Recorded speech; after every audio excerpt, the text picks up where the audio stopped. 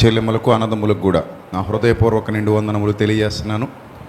సర్వోన్నతుడు సర్వశక్తుడైన దేవుని మహాకృప మనందరికీ తోడుగా ఉండి మరొకసారి ఈ సహవాసంలో సత్యవాక్యాన్ని విని బలపరచబడడానికి ఒక చక్కటి అవకాశం మనందరికీ దొరికింది.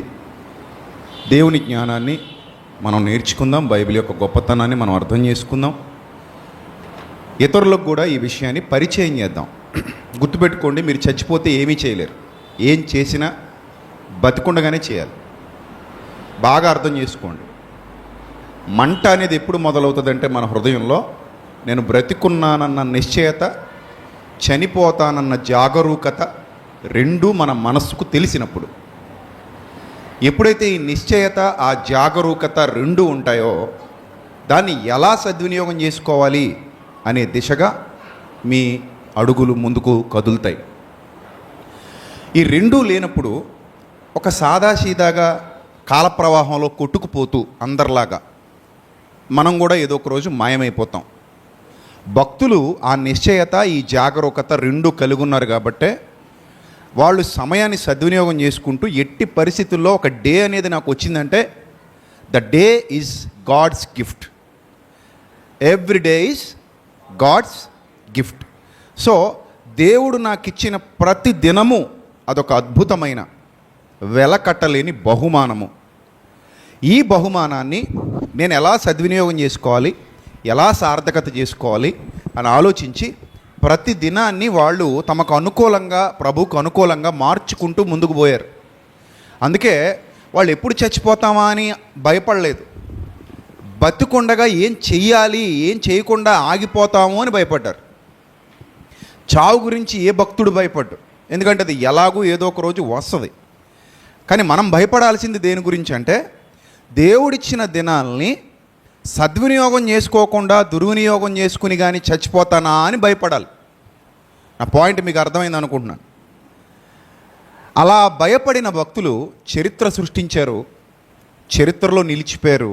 మన కళ్ళ ముందు గొప్ప సాక్షి సమూహం వలె, మేఘం వలె ఉన్నారు.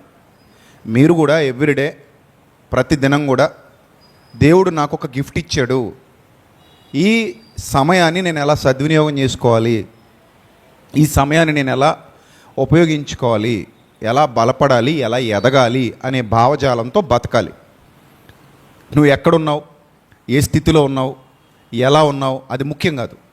నువ్వు ఏం చేస్తున్నావు అది ముఖ్యం. పెద్ద చిన్న దేవుడికి పక్షపాతం లేదు. బీద గొప్ప దేవుడికి పక్షపాతం లేదు. చిన్న పని పెద్ద పని దేవుడికి పక్షపాతం లేదు.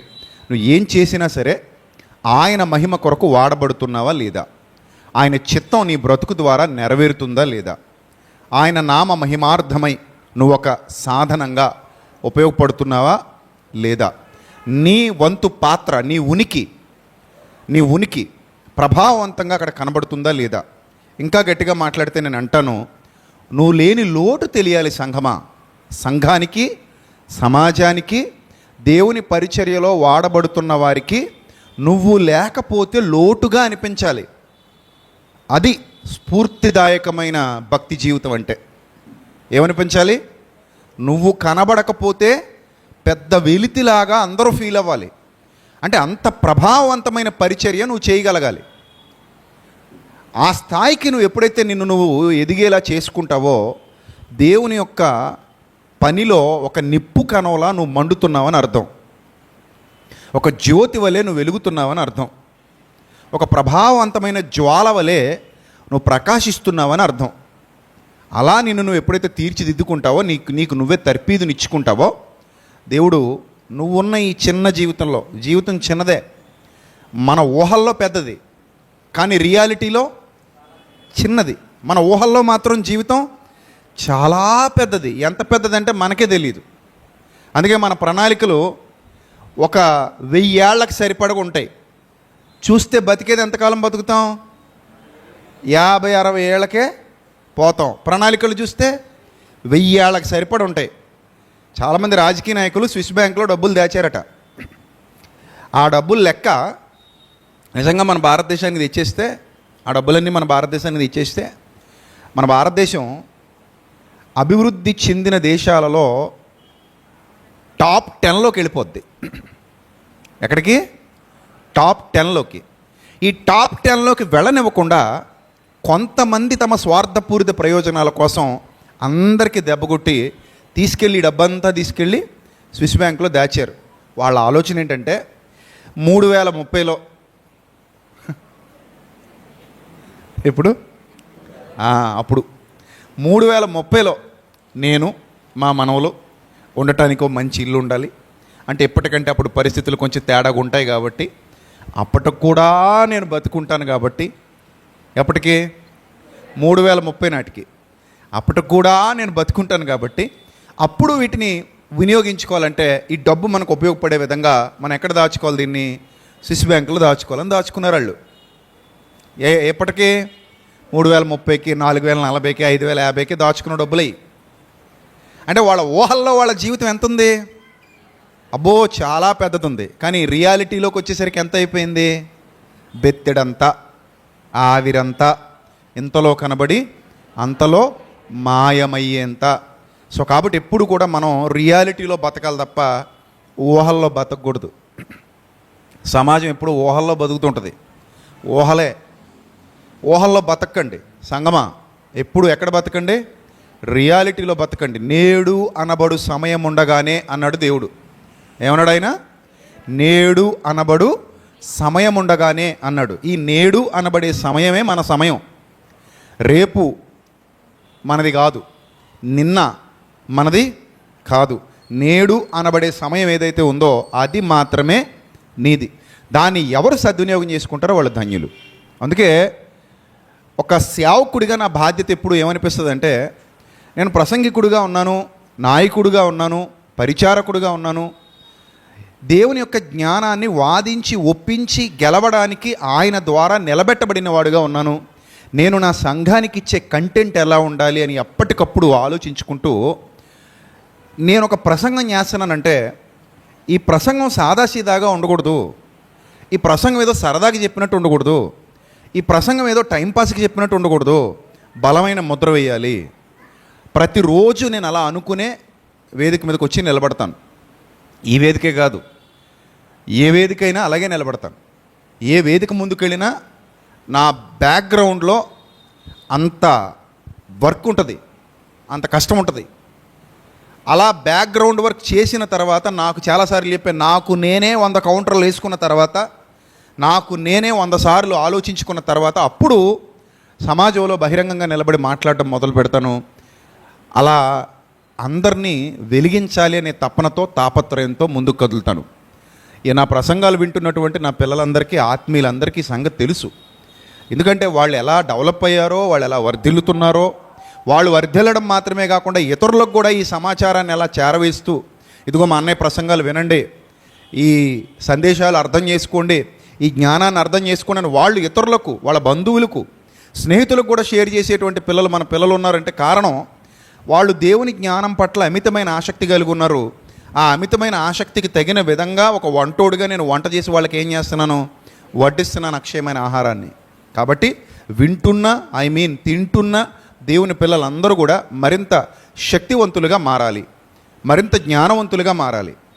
ఒక సేవకుడిని నమ్మి మీరు ఇక్కడికి వచ్చి కూర్చున్నారంటే ఆ సేవకుడు మీరు పెట్టుకున్న నమ్మకాన్ని నిలబెట్టుకోగలగాలి, పైనున్న దేవుడు తన మీద పెట్టుకున్న నమ్మకాన్ని కూడా నిలబెట్టుకోగలగాలి. అలా నిలబెట్టుకోలేకపోతుంటే ఆ సేవకుడు ఫెయిల్యూర్ అని అర్థం. ఒక ఫెయిల్యూర్ క్యాండిడేట్గా ఒక సేవకుడు ఎప్పుడూ మిగిలిపోకూడదు. ముందు కూర్చున్న సంఘాన్ని, వారు పెట్టుకున్న నమ్మకాన్ని నిలబెట్టుకోవాలి.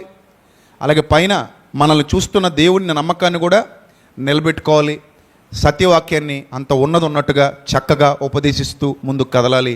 వాళ్ళు వట్టి కుండలుగా వచ్చి నిండు కుండలుగా తమ గృహాలకు తిరిగి వెళ్ళామన్న భావనతో ఆరాధనలో నుండి వెళ్ళాలి. నిజమే, హోటల్కి వెళ్ళి ఆకలితో వచ్చామనుకోండి, అది హోటల్ అనిపించుకుంటుందా? హోటల్కి వెళ్ళాం, 2 గంటలు కూర్చున్నాం అక్కడ, బయటకు వచ్చి బిల్లు కట్టి బయటకు వచ్చేటప్పుడు కూడా ఇంకా ఎలా ఉంది, ఇంకా ఆకలిగానే ఉంది, కడుపు కాలిపోతుంది. అంటే దాన్ని హోటల్ అంటావా? అది హోటల్ కాదు. ఇంకా అంటే నువ్వు వెళ్ళావు కానీ ఏమీ పెట్టలేదు, నువ్వు వెళ్ళావు కానీ ఏమి అక్కడ తినలేదు. సంఘం అలా ఉండకూడదు. మనం సంఘానికి వెళ్ళాం, కూర్చున్నాం, అక్కడ దేవుని మాటలు వింటున్నాం అంటే ఖచ్చితంగా మనం నేర్చుకొని ఇంటికి వచ్చే వాళ్ళంగా ఉండాలి. ఓ నేను వెళ్ళాను, విన్నాను, నేర్చుకున్నాను, బలపరచబడ్డాను, నా గృహానికి తిరిగి వెళుతున్నాను. ఈ ప్రసంగం వారమంతా నన్ను కాపాడుతూనే ఉంటుంది అనేటువంటి భరోసా ఎప్పుడు ఏ సేవకుడు సంఘానికి ఇవ్వగలుగుతాడో ఆ సంఘం సత్యమందు కట్టబడుతున్నటువంటి సంఘం. ఏ సేవకుడు ఆ భరోసా సంఘానికి ఇవ్వలేకపోతున్నాడో ఆ సంఘంలో 1,00,000 మంది ఉన్న నిరుపయోగం, 10 లక్షల మంది ఉన్న నిరుపయోగం, అది ఒక వ్యర్థమైన సంఘంగా మిగిలిపోతుంది తప్ప క్రీస్తునందు నాటబడిన అర్థవంతమైన సంఘంగా ఎదగడంలో ఎప్పటికీ విజయాన్ని సాధించదు. కాబట్టి ప్రియమైన దేవుని ప్రజలారా, మీరు వింటున్నటువంటి సందేశాలు మిమ్మల్ని మరింత బలోపేతం చేయబోతున్నాయి, ఇంకా చేస్తాయి. రాబోయే రోజుల్లో మరింత లోతైన సత్యంలోనికి మిమ్మల్ని నడిపించడానికి ప్రభువు నాకు ఇచ్చినటువంటి ప్రేరేపణను బట్టి ఇంకా లోతైన సంగతులు మీకు ఉపదేశించడానికి నేను సిద్ధపడుతున్నాను. మీరు కూడా జాగ్రత్తగా వినండి. చెప్పబడుతున్న ప్రతి మాట గ్రంథంలో అలా ఉందా లేదా పరిశీలన చేస్తూ రాసుకుంటూ జాగ్రత్తగా నేర్చుకోవాలి.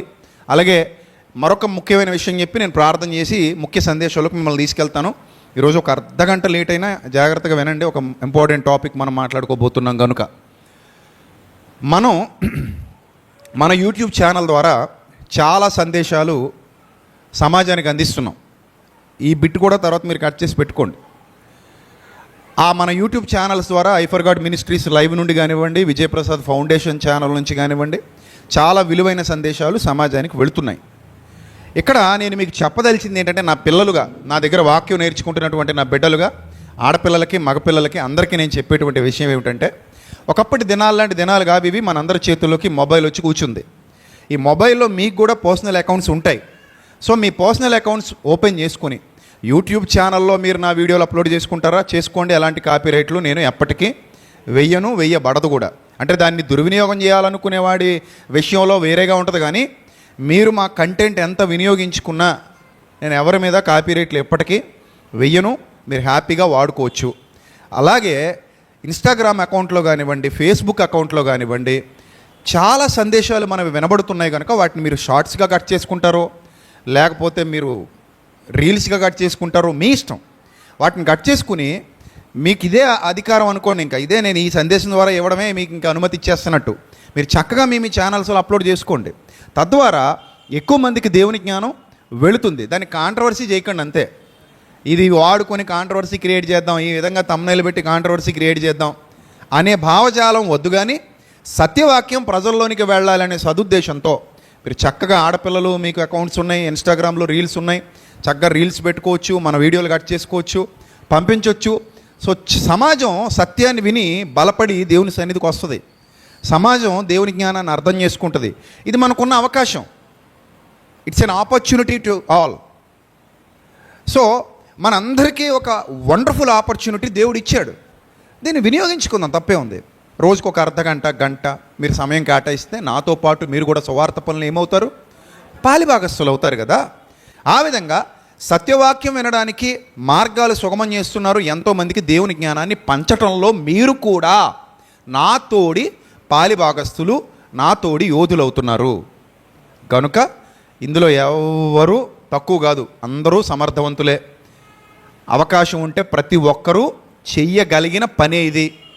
ఆడపిల్లలు చేయొచ్చు, మగపిల్లలు చేయొచ్చు. కాబట్టి అందరూ కూడా ఆ విధంగా మీరు దేవుని పరిచర్యలో వాడబడాలని తెలియజేస్తున్నాను. ఒకసారి అందరూ కూడా ఆలోచించండి, పరిచర్యలో మీరు కూడా పాలిభాగస్తులు అవ్వండి. రైట్, కళ్ళు మూసుకోండి, ప్రార్థన చేసుకుని వాక్య ధ్యానంలో అడుగు పెడదాం. ఒక విలువైన సందేశాన్ని ఈరోజు మనం వినబోతున్నాం కనుక శ్రద్ధాశక్తులతో భయభక్తులతో దేవుని మాటలు వినాలని మీ అందరికీ నేను ప్రేమపూర్వకంగా విజ్ఞప్తి చేస్తున్నాను. ప్రార్థన చేద్దాం. మహాపరిశుద్ధుడైన మా కన్న తండ్రి, రాజమండ్రి పట్టణంలో ప్రభు అనేక దినాలుగా మీ కుమారులుగా, మీ కుమార్తెలుగా మమ్మల్ని, సంఘాన్ని అందరినీ వాడుకుంటూ మీ విజ్ఞాన సంపద మీ పిల్లలకు పంచిపెడుతున్నందుకు, అనేక మందిని సత్యవాక్యంతో ఆశీర్వదించి బలపరుస్తున్నందుకు స్తోత్రం తండ్రి. మేమే పాటి వారము, మా జీవితాలు ఏ పాటివి తండ్రి. ఇంతలో కనబడి అంతలో మాయమైపోయే ఆవిరి వంటి బ్రతుకులు బ్రతుకుతున్న వారము. అయినప్పటికీ మీ కృపచేత, మీ దయచేత మమ్మల్ని కరుణిస్తూ, కనికరిస్తూ, తొట్టిల్లిపోయిన ఆత్మీయ జీవితాలు మాకు అనుగ్రహిస్తూ, నమ్మకస్తులుగా, యథార్థవంతులుగా మీ సన్నిధి కాంతిలో నిలవడానికి, నడవడానికి మీరు మాకు ఇచ్చిన ఘనమైన ఈ ఆధిక్యతను బట్టి ఏమిచ్చి మీ రుణం తీర్చుకోగలము తండ్రి. పిల్లలందరినీ దీవించండి, ప్రతి వారం క్రమం తప్పకుండా మీ సత్యవాక్యాన్ని నేర్చుకోవడానికి ఇక్కడికి వస్తున్న బిడ్డలందరికీ మీ కాపుదల ప్రసాదించండి. మీ సన్నిధాన వర్తనులుగా నిలువబెట్టి మీ సహాయ సహకారాలతో నడిపించండి. ప్రతి కుటుంబాన్ని మీరు దీవించండి, ఆశీర్వదించండి. ప్రతి కుటుంబాన్ని మీరు బలపరచండి, మీ కృపలో భద్రపరచండి. ప్రభువా, వారి యొక్క జీవితాలలో మీ అక్షయ ఆహారం ఎంత గొప్ప ప్రభావాన్ని చూపించబోతుందో ఎరిగిన వారై నమ్మకమైన సాక్షులుగా, జీవకిరీటమును పొందుకునేవారిగా, తొట్టిల్లిపోని ఆత్మీయ ప్రభువా ఐశ్వర్యముతో నింపబడిన వారుగా మీ పిల్లలందరినీ మలచమని ఈ దినపు సందేశాన్ని వినిపించడానికి సిద్ధపడి ఉండగా మీరు నాకు ఇచ్చిన జ్ఞానమును బట్టి మరింత సమయోచితమైన జ్ఞానాన్ని అనుగ్రహించమని మీ పాదములు పట్టుకుని వేడుకుంటూ, ప్రభువా, విని విడిచిపెట్టే గుంపులో గాక విన్న వాక్యమును బట్టి జాగ్రత్తపడి ముందుకు కదలగలిగే భాగ్యాన్ని బిడ్డలందరికీ దయచేయమని వేడుకుంటూ, ఇక మాతో పాటు అనేకుల్ని ఈ సన్నిధిలో నిలబెట్టడానికి మేము ప్రకటించగలిగే జ్ఞానాన్ని, పరిచయం చేయగలిగే శక్తిని, అందరికీ ఈ విషయాన్ని చెప్పగలిగే మోమాటము లేని భక్తి జీవితాన్ని ఇక్కడ కూర్చున్న పిల్లలందరికీ దయచేయమని, వారు ఇంకా అనేకుల్ని సత్యవాక్యం వైపు నడిపించడానికి వారికి శక్తిని, బలాన్ని అనుగ్రహించమని, ఘనత, మహిమ, ప్రభావములు మీకు మాత్రమే చెల్లిస్తూ లైవ్ ద్వారా వీక్షిస్తున్న బిడ్డల కుటుంబాలను కూడా దీవించి ఆశీర్వదించమని వేడుకుంటూ, యేసుక్రీస్తు నామంలో ఈ ప్రార్థన మనవులు సమర్పించి మీ వద్ద నుండి జవాబు పొందుకుంటున్నాం మా కన్న తండ్రి. Amen, amen. ప్రియులారా, గమనించండి, మనందరికీ తెలుసు కార్యారంభము కంటే కార్యాంతము మేలు. ఒక వ్యక్తి జీవితం ఎలా ప్రారంభమైంది అనేది ఇంపార్టెంట్ కాదు, కానీ ఎలా ముగిసింది అనేది ఇంపార్టెంట్. ఒక వ్యక్తి జీవితం స్టార్టింగ్లో ఎలా ఉంది అంటే రకరకాల లోపాలు కనబడవచ్చు, సహజం, మానవ సహజం. భక్తులు కూడా ప్రారంభ పరిస్థితుల్లో కొన్ని సందర్భాలలో వాళ్ళు వెనుదిరిగినట్టుగా కానివ్వండి, పడిపోయినట్టుగా కానివ్వండి, వెలుచూపు వాళ్ళను తొట్టిల్లినట్టుగా కానివ్వండి, మాట తప్పినట్టుగా కానివ్వండి, కొన్ని సందర్భాల్లో మనకి కొన్ని సాక్ష్యాలు దైవగ్రంథంలో కనబడుతుంటాయి. కానీ ఆ తర్వాత వాళ్ళు పడిపోయిన స్థితిలో నుండి మరింత బలాన్ని పుంజుకుని రెండింతలు పనిచేశారు. పడిపోయిన స్థితిలో నుంచి మరింత బలాన్ని పుంజుకుని ఇంకా గొప్ప కార్యాలు చేశారు, ఇంకా గొప్ప ఉన్నతమైన కార్యాలు తలపెట్టారు. అలా తలపెట్టి దేవుణ్ణి మహిమపరిచి ఈ తనువు చాలించి లోకాన్ని విడిచిపెట్టి వెళ్ళిపోయారు. That is the inspiration to all. వాళ్ళ జీవితాలను మనం ఆలోచన చేస్తున్నప్పుడు మనం చాలా ఇన్స్పైర్ అవ్వాలి, మండించబడాలి. ఓ, వాళ్ళు తమకివ్వబడిన ఈ జీవితాన్ని ఊహాలోకంలో చాలా పెద్దదిగా చూడలేదు, రియాలిటీలో చాలా చిన్నదిగానే చూశారు. సో ప్రతిరోజు ఒక బహుమానంగా భావించి దాన్ని ఎలా సద్వినియోగం చేసుకోవాలా అనే దిశగా ముందుకు కదిలారు. ఈరోజు ఆదివారం, రేపు సోమవారం, మంగళవారం, బుధవారం, గురువారం, శుక్రవారం, శనివారం, ఒక వారం దినాలు మీకు దేవుడు గిఫ్ట్గా ఇచ్చాడు. ఇది గిఫ్ట్ అని నేను అంటున్నాను, మీరు ఏకీభవిస్తారు నాతో? ఎంతమంది ఏకీభవిస్తారు? దేవుడు మీకు గిఫ్ట్గా ఇచ్చాడు ఒక వారాన్ని అంటే ఎంతమంది ఏకీభవిస్తారు? అందరూ ఏకీభవించాల్సిందే, ఎందుకంటే నిజంగానే ఇది గిఫ్ట్. ఇది దేవుడు ఒక వారం రోజులు మనకి ఎలా ఇచ్చాడట? బహుమానంగా ఇచ్చాడట. ఇప్పుడు ఈ వారం రోజులు నా దేవుడు నాకు బహుమానంగా ఇచ్చేశాడు. నేను ఆదివారం సన్నిధికి వెళ్ళాను, మండింపబడ్డాను, విన్నాను.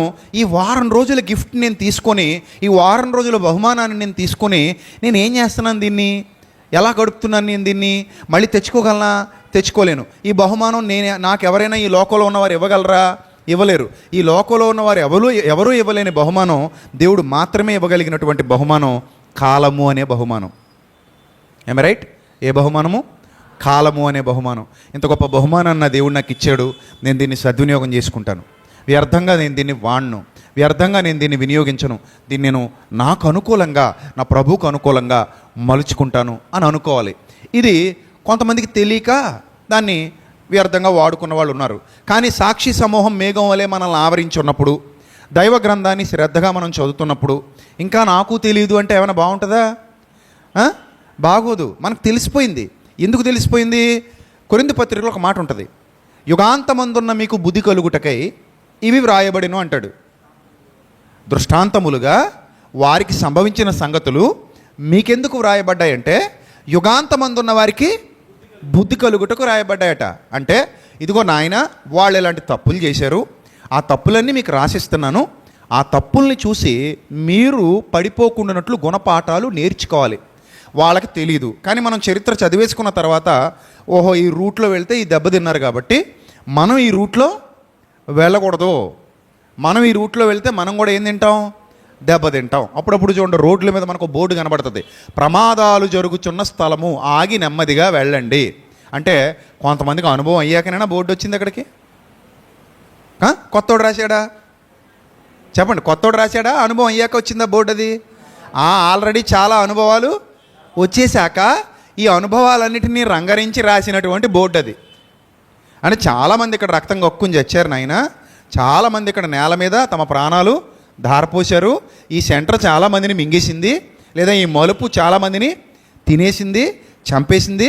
మీరిక మీదట ఈ మలుపు దాటుతున్నప్పుడు వాళ్ళవలే కాకుండా ముందటి దినాలలో ఎవరైతే ఈ మలుపు దాటి ఇక్కడ ప్రాణార్పణ చేశారో వారి వలే కాకుండా మీరు జాగ్రత్తగా ఉండినట్లు యుగాంతమందున్న మీకు బుద్ధి కలుగుటకే ఇవి వ్రాయబడిను, దృష్టాంతములుగా వ్రాయబడిను అన్నట్టుగా వచనం ఉంటుంది. అర్థమైందా? సో కాబట్టి నాకు తెలీదు అని అనడానికి లేదు, మనకు చాలా తెలుసు. వాళ్ళకి తెలీదు, పడిపోయి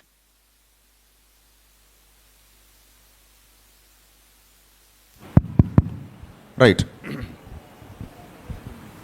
ఆగింది ఎందుకో మరి, బ్యాటరీస్ కొత్తవి కదా, అది బ్యాటరీస్ మార్చండి. సో వాళ్ళకి తెలీదు, పడిపోయారు. సో మనకు తెలుసు కాబట్టి మనం ఏం చేయకూడదు? పడిపోకూడదు. రైటా? రైట్. ఇప్పుడు ఒక వ్యక్తి చరిత్ర మనం చూద్దాం దైవ గ్రంథంలో. పేతురు గారిని ఒకానొక దినాన అరెస్ట్ చేశారు. ఎందుకు అరెస్ట్ చేశారు అని అంటే, పేతురు గారు సత్య సువార్త ప్రకటిస్తూ, నీతి సువార్త ప్రకటిస్తూ, దేవుని జ్ఞానాన్ని పంచుతూ ప్రారంభ శతాబ్దంలో ఒక క్రీస్తు విప్లవానికి ఒక ప్రభంజనంలా ముందుకు కదులుతున్నాడు. ప్రారంభ శతాబ్దంలో అపోస్తలులు అగ్రగణ్యుడిగా ఒక ప్రభంజనాన్ని సృష్టిస్తున్నాడు. క్రీస్తు సత్య సువార్త వ్యాప్తి కొరకు పరిగెడుతున్నాడు అపోస్తలుడైన పేతురు. అలాంటి సమయంలో పేతురు గారిని అరెస్ట్ చేసి చెరసాల్లో పెట్టారు. చూడండి, అపోస్తలుల కార్యాలు 12వ అధ్యాయము, అపోస్తలుల కార్యాలు 12వ అధ్యాయము 1వ వచనం. దాదాపు అదే కాలమందు రాజైన హేరోదు అగ్రిప్ప 1 అనేవాడు సంఘపు వారిలో కొందరిని బాధ పెట్టుటకు బలాత్కారముగా పట్టుకొని యోహాను సహోదరుడి యాకోబునేమో ఖడ్గంతో చంపించాడు. ఇది యూదులకు ఇష్టమైన కార్యం అని తెలుసుకొని, చూసారా, అప్పుడప్పుడు చూడండి, పాలకులు ప్రజలకు ఏది ఇష్టమైతే అటు వెళ్ళిపోతుంటారు, నీతి న్యాయాలు వదిలేస్తుంటారు. ఇక్కడ ఎక్కువ మెజారిటీ ఆఫ్ పీపుల్కి క్రైస్తవులను చంపడం ఇష్టమట. మెజారిటీ ఆఫ్ పీపుల్కి ఆ రోజుల్లో క్రైస్తవులను చంపడం, ఇబ్బంది పెట్టడం ఇష్టం. ఆ మెజారిటీ పీపుల్ ఎవరు? యూదులు. వీళ్ళ పరిపాలన క్రింద ఉన్నారు, రోమన్ల పరిపాలన క్రింద ఉన్నారు. వాళ్ళు వాళ్ళ మతంలో నుండే మరో మతం వచ్చిందని భ్రమిస్తున్నారు, కానీ వాళ్ళు సత్యం తెలుసుకోలేకపోతున్నారు.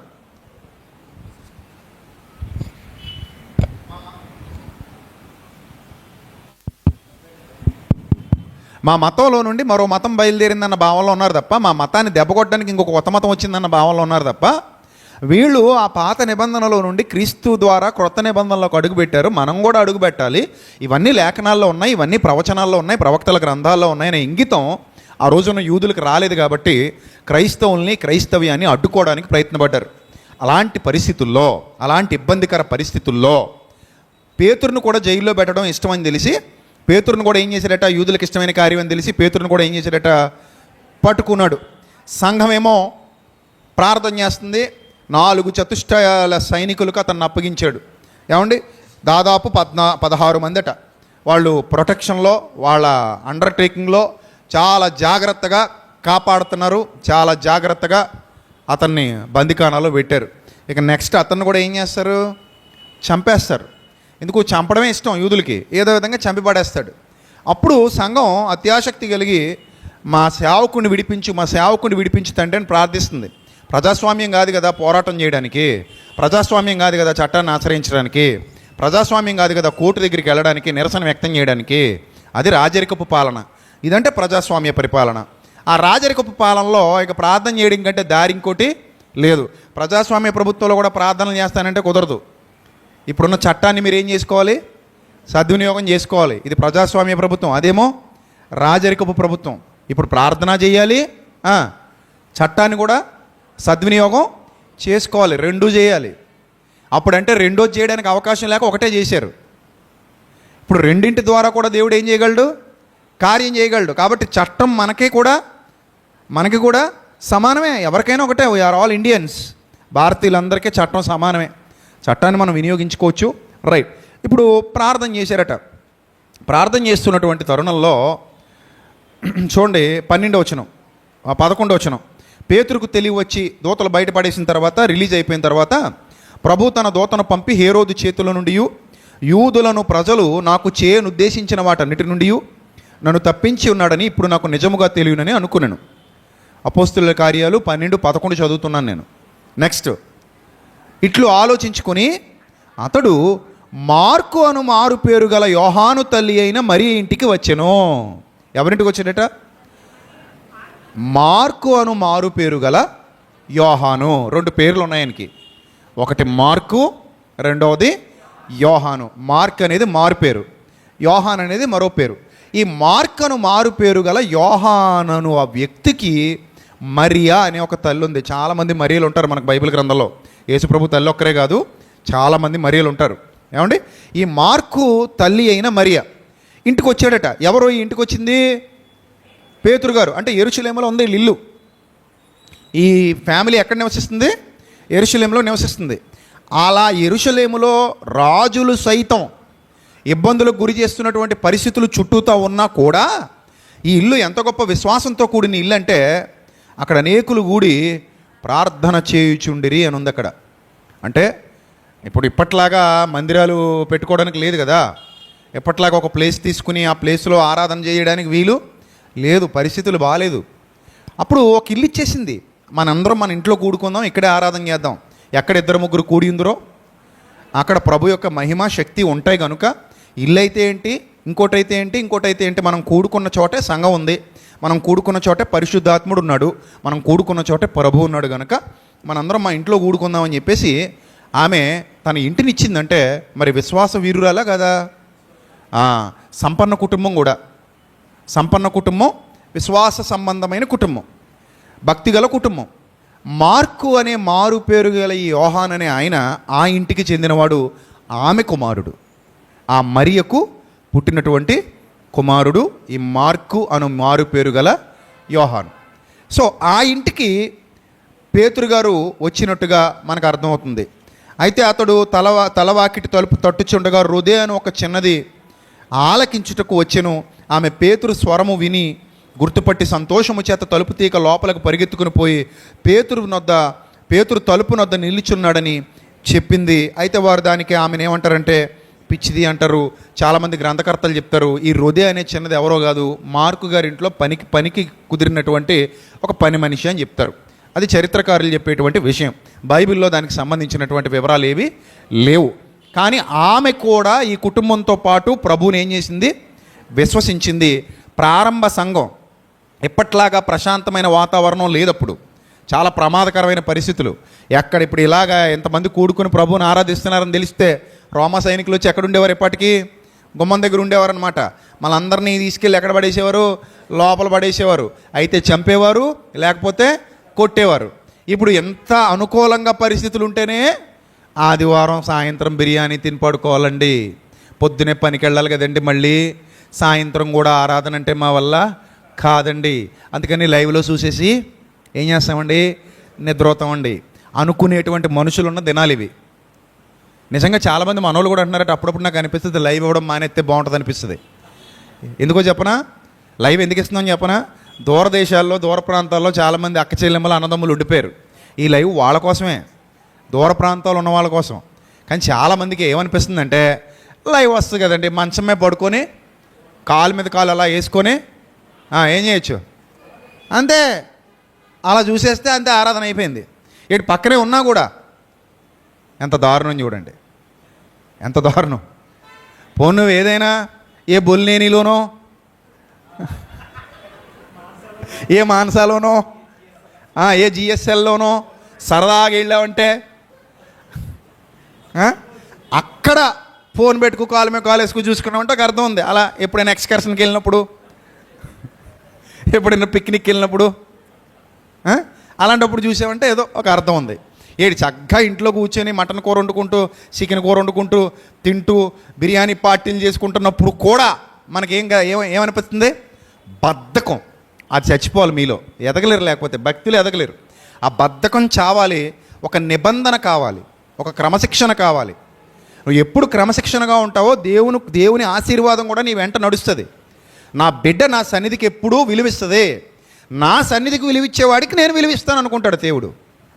నా వాక్యానికి, నా జ్ఞానానికి, నా సన్నిధికి విలువిచ్చే బిడ్డలకు నేను విలువిస్తాను. అందుకే ఎన్ని పనులు ఉన్నా పక్కన పెట్టి ముందు మనం దేనికోసం ముందడుగేయాలి? సత్యవాక్యం కొరకు ముందడుగేయాలి. దేవుని జ్ఞానం కొరకు ఎప్పుడూ ఆరాటపడుతూ ఉండాలి. దేవుని జ్ఞానం కొరకు ఎప్పుడూ పరుగులు తీస్తూ ఉండాలి. సరే, అలాంటి దుర్దినాలలో కూడా వాళ్ళు సంఘముగా కూడుకున్నారట. వాళ్ళ హెడ్ని అరెస్ట్ చేసేసినా కూడా ఒక రకంగా సంఘంలో నాయకుడు ఎవరు మరి? క్రీస్తు తర్వాత ఈయనే. క్రీస్తు తర్వాత ఈయనే, ఆయన శిరస్సు, ఆయన తర్వాత ఈయనే నాయకుడు. నాయకుడిగా ఉన్న వ్యక్తిని అరెస్ట్ చేసేసినా కూడా వీళ్ళందరూ ఏం చేశారట? అందరూ కలిసి ఏం చేస్తున్నారు? ప్రార్థన చేస్తున్నారు. అది ఇన్స్పిరేషన్ అంటే. అంతే తప్ప ఎందుకులండి ఆయన్నే అరెస్ట్ చేశారు, ఇంక మనమెంత, అసలోనే తీసుకెళ్ళి లోపల పడేశారు, ఇంక మనమేంటి కొసరు, అసలుకే దిక్కులేదు, ఇంక కొసరకేం వచ్చింది, మనకు కూడా పెడతారు ఎసరు, ఇంకెందుకు మనం కూడా ఏం చేద్దాం, డిస్పస్, మీ దారి మీది మా దారి మాది అందాం అనుకుంటే అది అసలు విశ్వాసమే కాదు. కానీ చాలా బలంగా నిలబడ్డారు, శక్తిగా నిలబడ్డారు. అదే గుడ్ ఫ్యామిలీ. అది ఆ ఫ్యామిలీ యొక్క ఇంట్రడక్షన్ ఇస్తున్నాను మీకు. ఆ ఫ్యామిలీని మీకు పరిచయం చేస్తున్నాను. మరియ గారి కుమారుడు మార్కు అను మారు పేరు గల యోహాను. వీళ్ళు సంపన్న కుటుంబం. ఈ కుటుంబం దేవుని దయ వల్ల కొంచెం పచ్చగా ఉన్న కుటుంబం. అర్థమైందా? ఇప్పుడు పచ్చగా ఉందా వెచ్చగా ఉందా ఇంపార్టెంట్ కాదు, దేవుడు మెచ్చే విధంగా ఉందా లేదా అనేది ఇంపార్టెంట్. ఒకవేళ నువ్వు ప్రభు కృప వల్ల సంపన్న స్థితిలో పుట్టావేమో, మీ తాత ముత్తాతలు బాగానే సంపాదించారేమో, నీకు ఆస్తిపాస్తులు కలిగి ఉన్నాయేమో, అయితే ఏంటి, నువ్వు కూడా ప్రభు పనిలో దాసుడివే, దాసురాలివే. అది గుర్తించగలగాలి. కొర్నేలిలాగా ఆలోచించాలి, అరిమత యోసేపులాగా ఆలోచించాలి. నీ ధనమును బట్టి గర్వించక ఇతరులకు నీ ధనములో పాలిచ్చు దానమై ఉండాలి అని తిమోతి పత్రికలో వ్రాయబడినట్టుగా నీకు ధనం ఎంతైనా కలగొచ్చు. రేపొద్దున నీ పిల్లలు బాగా సంపాదించవచ్చు, ఆర్థిక స్థిరత్వం మీ అందరికీ రావచ్చు, గొప్ప ధన సంపన్నులుగా మీరు మారవచ్చు. చెప్పలేము, దేవుడు ఇవ్వడు అని నేను చెప్పను, అది రాదు అని కూడా నేను చెప్పను. ఆయన ఇవ్వాలనుకుంటే ఎవరికైనా ఇస్తాడు, ఇవ్వగలడు కూడా. ఆయన ఇచ్చే కొలది నువ్వేం చేయాలి? నువ్వు దాన్ని సద్వినియోగం చేసుకోగలగాలి, దుర్వినియోగం చేయకూడదు. ఆయన నీకు ఇచ్చే కొలది నువ్వు ఆయన పనిలో వాడబడగలిగే స్థితికి ఎదగాలి తప్ప బాగానే ఇచ్చాడని చెప్పి అదిగో స్విస్ బ్యాంకులో దాచుకున్నట్టు 3030లో తిందామని అనుకోకూడదు. అర్థమైందా? 3030 మాట పక్కన పెట్టు, 2030కే మనం ఉండమో తెలియని జీవితాలు ఇవి, అవునా కాదా? కాబట్టి ఏ రోజు కీడు, ఏనాటి కీడు ఆనాటికి చాలును అని ప్రభు చెప్పిన మాట దృష్టిలో పెట్టుకొని మన ధనాన్ని సద్వినియోగం చేసుకుంటున్నావా లేదా అనేది ఆలోచన చేయాలి.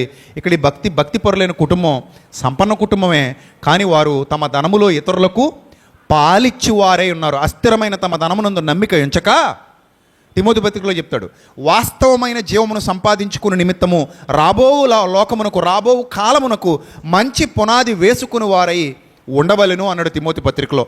అలాంటి భావజాలం కలిగినటువంటి భక్తి గల కుటుంబమే ఈ మరియ గారి కుటుంబం. ఆమె పుత్రుడు మార్కు అను మారు పేరు గల యోహాను. వీళ్ళకే బంధువు కూడా ఉన్నాడు. ఆ బంధువు గురించి చూద్దాం ఒకసారి.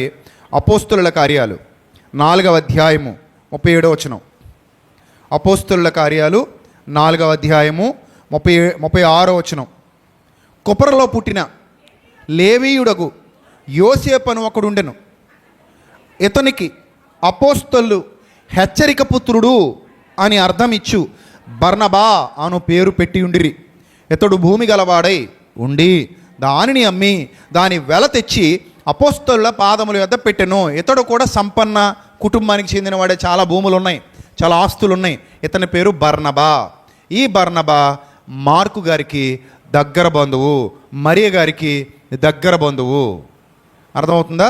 సమీప బంధువు. వాళ్ళిద్దరి మధ్యన ఉన్న రిలేషను కొంతమంది చరిత్రకారులేమో మేనమామ మేనల్లుడు అని చెప్తారు. అంటే బర్నబా యొక్క చెల్లెలు మరియా, ఆ చెల్లెలకు పుట్టినవాడు మార్కు అని కొంతమంది చెప్తారు. బర్నబా యొక్క దగ్గర బంధువు అంటే చిన్నాన్న పెదనాన్నల బిడ్డలు అన్నట్టుగా కొంతమంది చరిత్రకారులు చెప్తారు. దాని గురించినటువంటి క్లియర్ కట్ వివరణ బైబిల్లో లేదు, కానీ బైబిల్లో ఒక మాట అయితే ఉంది, వాళ్ళిద్దరూ దగ్గర బంధువులు. ఎవరెవరు? బర్నబా గారు, మార్కు గారు, అనగా మార్కను మారు పేరు గల యోహాను గారు ఎవరట? దగ్గర బంధువులు. ఇద్దరూ సంపన్న కుటుంబానికి చెందినవారే. ఆయన దగ్గర ఆస్తిపాస్తులు ఉన్నాయి, అలాగని గర్వాంధులు కారు. ఈయన దగ్గర కూడా ఆస్తిపాస్తులు ఉన్నాయి, అలాగని ఈయన కూడా గర్వాంధుడు కాడు. ప్రభు పని కోసం అవసరమైతే భూమిని కూడా అమ్మేద్దామని ఎంతటి గొప్ప విశ్వాస వీరుడు ఎవరట? బర్నబాస్. గొప్ప విశ్వాస వీరుడు. నా దేవుని పని కోసం ఈ భూమి నాకు శాశ్వతం కాదు, నా భూమి పరలోకంలో ఉంది, అందుకే భూమి మీద మీరు ధనము కూర్చుకొనకుడి, పరలోకమందు చిమ్మెట కొట్టని దొంగ దోచుకొనని ధనాన్ని పరలోకంలో కూర్చుకోండి అన్న మాటకి విలువనిచ్చిన వాడుగా ఈ బర్నబా అనే వ్యక్తట అపోస్తలులు అతనికి ఏమని పేరు పెట్టారంటే హెచ్చరిక పుత్రుడు, అనగా ఆదరణ పుత్రుడట. ఆదరించగలిగే సామర్థ్యం ఉంది అతనికి. ఎంత గొప్ప ఆదరణ పుత్రుడు అంటే భూమి గలవాడై ఉండి దానిని అమ్మి దాన్ని వెల తెచ్చి అపోస్తలుల పాదాల యొద్ద పెట్టి అనేకుల్ని ఆదరించడానికి ఉపయోగపడినటువంటి ఆదరణ పుత్రుడు, హెచ్చరిక పుత్రుడే ఈ Barnabas. What a wonderful family it is. ఆ కుటుంబాలు నిజంగా చాలా భక్తిగల కుటుంబాలు. బర్నబా గారు కానివ్వండి, మరియ కానివ్వండి, వారి కుటుంబాలు కానివ్వండి, చాలా భక్తిగల కుటుంబాలుగా మనకి ఇక్కడ కనబడుతున్నాయి. ధనముందని గర్వించక, బలముందని తమను తాము హెచ్చించుకొనక, దేవునికి సంపూర్ణంగా లోబడి విధేయత చూపిన వారే ఈ జీవితం అశాశ్వతమని, రాబో జీవితమే శాశ్వతమని, దాని కొరకు మంచి పునాది వేసుకొనవాలనే భక్తి జీవితపు పరాకాష్ఠ వాళ్ళ జీవితాల్లో చాలా ప్రస్ఫుటంగా మనకి కనబడుతోంది. రైట్, ఇక్కడ వరకు మనకు బైబిల్ గ్రంథం చక్కగా అర్థమైంది. నెక్స్ట్ మనం దైవ గ్రంథాన్ని జాగ్రత్తగా పరిశీలన చేస్తే ఒకానొక దినాన ఏం జరిగిందంటే ఆ ప్రాంతాలలో విపరీతమైన కరువు వచ్చింది. అపోస్తుల కార్యాలు 11వ అధ్యాయము 27వ వచనం. దాదాపుగా యెరూషలేము కూడా కరువు కోరల్లో చిక్కుకుంది. కరువులు అనేవి చెప్పొస్తాయా? అతివృష్టి అనావృష్టి అంటారు. అతివృష్టి వచ్చినా ఆకలి బాధ భరించాలి, అనావృష్టి వస్తే మరింత ఎక్కువగా ఆకలి బాధ భరించాలి. వరదలు వచ్చినా మనకి తిండి ఉండదు, అలాగని వర్షపాతం లేకపోయినా మనకి తిండి ఉండదు. కరువు అనేది నాకు తెలిసి మన తరంలో పెద్దగా కనబడట్లేదు, కానీ మన ఏరియాల్లో ఇప్పటికీ ఆఫ్రికా దేశాల్లో చాలా ప్రాంతాల్లో కరువు ఉంటుంది. పాపం వాళ్ళకి తినడానికి తిండి ఉండదు. ముఖ్యంగా మన రాయలసీమ ప్రాంతాల్లో అయితే, అనంతపురం లాంటి ప్రాంతాల్లో అయితే కొంతమందికి తాగునీరు కూడా దొరకదు. ఇప్పుడు వచ్చే ఎండాకాలం వాళ్ళకి భయంగా ఉంటుంది. ఎండాకాలం వచ్చిందనేసరికి గుండెలు పీసుమంటూ ఉంటాయి అనంతపురంలోని కొన్ని ప్రాంతాలు, రాయలసీమలో కొన్ని ప్రాంతాలు. ఎందుకంటే వాళ్ళకి మనకున్నంత సమృద్ధిగా వాటరు లభించదు, అందుకే భయంగా ఉంటారు. ఈ కరువు అనేది చాలా ప్రమాదకరమైంది. బైబిల్ గ్రంథంలో కూడా చాలా కరువులు ఉన్నాయి. ఆ కరువుల్లో ఆకలికి తట్టుకోలేక బిడ్డలను వండుకు తిందామన్న ప్రతిపాదనలు కూడా చేసుకొని, అమ్మో ఇంకా అది అసలు తలుచుకోవడానికి కూడా చాలా ఇబ్బందిగా ఉంది, మాట్లాడుకోవడానికి కూడా చాలా ఇబ్బందిగా ఉంది. అంటే ఆ కరువు అంత ప్రభావవంతంగా ఉన్నటువంటి దినాలు చరిత్రలో మనకు కనబడతాయి. మట్టి వండుకు తింటున్న వాళ్ళు కూడా ఆఫ్రికా దేశాల్లో కొంతమంది ఉంటారు. అదో రకమైన మట్టి, దాన్ని మైసూరు పాకు అచ్చుల్లాగా చేసుకొని ఆ మట్టి తినేస్తారు. తట్టుకోలేక ఆకలికి దొరకదు, వాళ్ళకి అన్నం దొరకదు. అన్నం దొరక్క మట్టి చూడడానికి కూడా మైసూరు పాకు కలర్లో ఉంటుంది అది. ఆ మట్టి ముక్కలు పెళ్ళలాగా దాన్ని ఎండబెట్టుకుని తింటారనమాట చిన్నపిల్లలు కూడా. అందుకే ఎండిపోయి ఎముకలు కూడా ఇలాగ అయిపోయి ఉంటుంది. సో మనం ఎంత గొప్ప స్థితిలో ఉన్నాం చెప్పండి. ఇప్పుడు దేవునికి కృతజ్ఞతాస్తుతులు చెల్లించాలొద్దా? ప్రభువా నీకు స్తోత్రము కలుగునుగాక, ప్రభువా నీకు స్తోత్రము కలుగునుగాక. తిని పడేస్తున్నాం కూడా మనం ఎక్కువైపోయి. అప్పుడప్పుడు పెళ్ళిళ్ళలో చూస్తుంటాం, ఎంత ఫుడ్ వేస్ట్ చేస్తారో, ఎంత ఫుడ్ వేస్ట్ అయిపోతుంటుందో. పెట్టించుకుంటారు పడేస్తుంటారు. మన ఇళ్ళల్లో కూడా చాలామంది ఆడవాళ్ళు పొద్దునే పడేస్తుంటారు డస్ట్బిన్లో. పొద్దునే ఇంతంత అన్నం వండుకోవడం పడేయడం. అలా మనమేమో ఇలాగున్నాం, వాళ్ళేమో దొరికితే బాగుండని ఎదురు చూస్తున్నారు. కరువు అనేది చాలా ప్రమాదకరం, అది రాకూడదు. అది అమ్మో అది వచ్చిందంటే మనం తట్టుకోలేము, రాకూడదు. డబ్బులున్నా కరువు వస్తే ఏం చేయలేం. యాకోబు గారి దగ్గర డబ్బులు ఉన్నాయి కానీ ఏమి లేదు, తిండి లేదు. ఎక్కడికి పంపించారంటే తిండి కొనుక్కురమ్మని రోకలు ఇచ్చి ఐగుప్తుకు పంపాడు. అంటే డబ్బులున్నా కూడా కరువు వస్తే ఎవడేం చేయలేడు. ఆ కట్టలు ఏం చేయాలి? ఇంకా నీటిలో ముంచుకు తినాలంతే. ఇంకా ఎంత పెద్ద నోటున్నా దాన్ని ఏం చేయాలి? కరువు వస్తే నీటిలో ముంచుకొని తినాలి తప్ప దానివల్ల ఉపయోగం ఉండదు. ఎవడ అమ్మడు. ఇప్పుడు ధాన్యం ఫుల్గా ఉందనుకోండి, డబ్బులు తీసుకుని అమ్ముతాడు. అసలు ధాన్యమే లేదంటే డబ్బు ఎవడికి కావాలి? ఇప్పుడు డబ్బే ధాన్యమే డబ్బు కంటే ఏమవుద్ది? గొప్పదైపోద్ది. అప్పుడు అర్థమైందా? కరువు అంత ప్రమాదకరమైంది. కరువు చాలా ప్రమాదకరమైంది. ఒకనొక దినాన కరువు వచ్చింది. అపోస్తలుల కార్యాలు 11వ అధ్యాయం 27వ వచనం చూద్దాం. ఆ దినములందు ఆ ప్రవక్తలు యెరూషలేము నుండి అంత్యోక్యకు వచ్చిరి. వారిలో అగబు అని ఒకడు నిలువబడి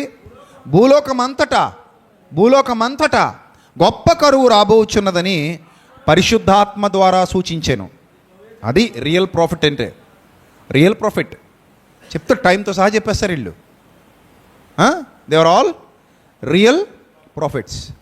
అంతేగాని ఇదిగో జగన్ గెలుస్తున్నాడు, 130 సీట్లు వస్తాయి, 140 సీట్లు వస్తాయి అని చెప్పి జగన్ ఓడిపోగానే తుచ్ అని తుమ్మి వీడియో యూట్యూబ్లోంచి తీసేయడం. ఎవరన్నా అడిగితే కొన్ని సందర్భాల్లో మరి అలాగా ప్రవచనాలు బాలకృష్ణ గారు లాగా ఫెయిల్ అవుతుంటాయి అనకూడదు. అర్థమైందా? ప్రవచనాలు ఎప్పుడు ఏమవ్వో ఫెయిల్ అవ్వో. ఎందుకంటే అది ఎవరి మాట? దేవుని మాట. ప్రవచనాలు ఎప్పుడు ఏమవ్వో ఫెయిల్ అవ్వో, నిరర్ధకం అవ్వో. దాన్ని బట్టే రియల్ ప్రాఫిటా ఫేక్ ప్రాఫిట్ అనేది మనకు అర్థమవుతుంది. రియల్ ప్రాఫిట్స్ ఎప్పుడు ఉన్నది ఉన్నట్టు టక్మని చెప్తారు. అది దేవుని పవర్. అది ఫేక్ ప్రాఫిట్ ఇదిగో ఇలాగే ఫేక్ అంత ఫేక్. లేదా గాల్లో దీపాలు పెట్టి బాణాలు కొట్టడం. ఆయన ఎవరో వేణుస్వామి అని ఉంటాడు కదా, వరల్డ్ కప్ గెలిస్తే తీరద్దు అన్నాడు. కప్పు లేదు చెప్పలేదు, పోయింది. జగన్ గారు మళ్ళీ వస్తాడన్నాడు, బే మామూలుగా ఏమీ లేదు. ఇంకా మళ్ళీ కొండ బద్దలు కొట్టేశాడు, సీట్లతో సహా చెప్పాడు ఆయన ఇన్ని సీట్లు వస్తాయని. తర్వాత ఇప్పుడు కనబడట్లా. సో ఉంటారు అలాగా. వాళ్ళకి ఏంటంటే ఊహకు తోచింది. ప్రభు అంటాడు రేపేమి సంభవించునో మీరు ఎరగరంటాడు. వీళ్ళు వచ్చి అంటారు అబ్బే మీరు ఎరగరంటావు ఏంటి, నువ్వు ఎరగవేమో మేము ఎరుగుదుము అంటారు వీళ్ళు. మేము ఎరుగుదుము అంటారు. ఆయన ఏమంటాడు, మీరు ఎరగరా నాయన, నేను చెప్తే కానీ మీకు తెలియదురా నాయన అని ఆయన అంటాడు. అబ్బాయి నువ్వు చెప్పకపోయినా మాకు తెలిసిపోద్దని ముందుకొచ్చి మాట్లాడుతుంటారు కొంతమంది. ఇలాగ దేవుని నామాన్ని ప్రజల మధ్యలో ఏం చేస్తారు, అవమానాల పాలు చేస్తుంటారు. అలా చేయకూడదు, ఎప్పుడు కూడా అలా చేయకూడదు. రియల్ ప్రవక్త ఎప్పుడు కూడా సత్యాన్ని ఉన్నదన్నట్టు కొండ బద్దలు కొట్టేస్తాడు. ఇదిగో అగబు అనే ప్రవక్త చెప్పాడు, భూలోకం అంతటా గొప్ప కరువు రాబోతున్నదని ఆత్మ ద్వారా సూచించెను. అది క్లౌదియ చక్రవర్తి కాలమందు సంభవించెను. వచ్చేసిందట క్లౌదియ చక్రవర్తి కాలంలో ఆ కరువు ఏమైంది, వచ్చేసింది. అప్పుడు శిష్యులలో ప్రతివాడు కరువు వచ్చిన కాలంలో ప్రతివాడు తన శక్తి కొలది యోదయలో కాపురమున్న సహోదరులకు సహాయము పంపుటకు నిశ్చయించుకొనెను. బాగా అర్థం చేసుకోవాలి. అంటే కరువు రాబోతుందని ముందుగా ప్రవక్తలు చెప్పిన మాటలు విని వీళ్ళు జాగ్రత్త పడ్డారు. ఏమి జాగ్రత్త పడ్డారు? సమృద్ధిగా దొరికిన కాలంలో యోసేపులాగా నిల్వ చేసే పద్ధతిని ప్రవేశపెట్టారు. అలాగా వీళ్ళు ఎలాగూ అగబు ప్రవక్త ముందుగా చెప్పేశాడు, నాయన ఒక భయంకరమైన కరువు రాబోతుంది, ఆ రోజుల్లో మీకు తినడానికి తిండి దొరకదు, చాలా రిస్క్ అయిపోతారు, చాలా ఇబ్బంది పడిపోతారు. కరోనాలో చూడండి ఎంత ఇబ్బంది పడిపోయాం. కూరగాయలు దొరికేవా, బియ్యం దొరికేవా, ఎక్కడ షాపులు ఓపెన్లో ఉండేవా, పోనీ వెళితే ఎవడని ఇచ్చేవాడా, లేదు.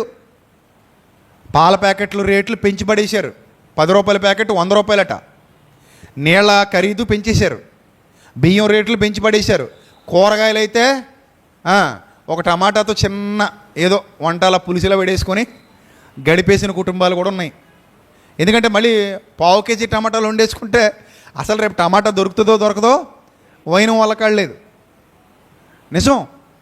అంటే చుట్టూతా దుర్భర పరిస్థితులు ఉంటే మనం సర్వైవ్ అవ్వలేము, చాలా కష్టమైపోద్ది. ఆ పరిస్థితి ముందుగానే తెలిసిపోయింది భక్తులకి. మనకు కరోనా వస్తుందని ఒక్కడో చెప్పినోడు లేకపోయే ఉన్నాడా? కరోనా వస్తుంది, రెడ్ జోన్ అంటారు, గ్రీన్ జోన్ అంటారు, ఇంతమంది చచ్చిపోతారు, మీరు జాగ్రత్తగా ఉండండి, అప్పుడు మీకు పాలు ప్యాకెట్లు ఇలాగే ఉంటాయి, పెరుగు ప్యాకెట్లు దొరకవు, కూరగాయలు ఇబ్బంది అవుద్ది, బియ్యం ఇబ్బంది అవుద్ది, మాస్కులు ఎట్టుకు తిరగమంటారు, చేతులు కడుక్కోమంటారు, వ్యాక్సిన్లు వేస్తారు, ఆ తర్వాత గుండెపోట్లు వస్తాయి. ఎవరన్నా చెప్పారా? ఎవరు చెప్పలేదే, ఎవరు చెప్పలే. అది వచ్చాక మాత్రం తొక్కండి అన్నారు అంతే. నేడు దేని తొక్కండి?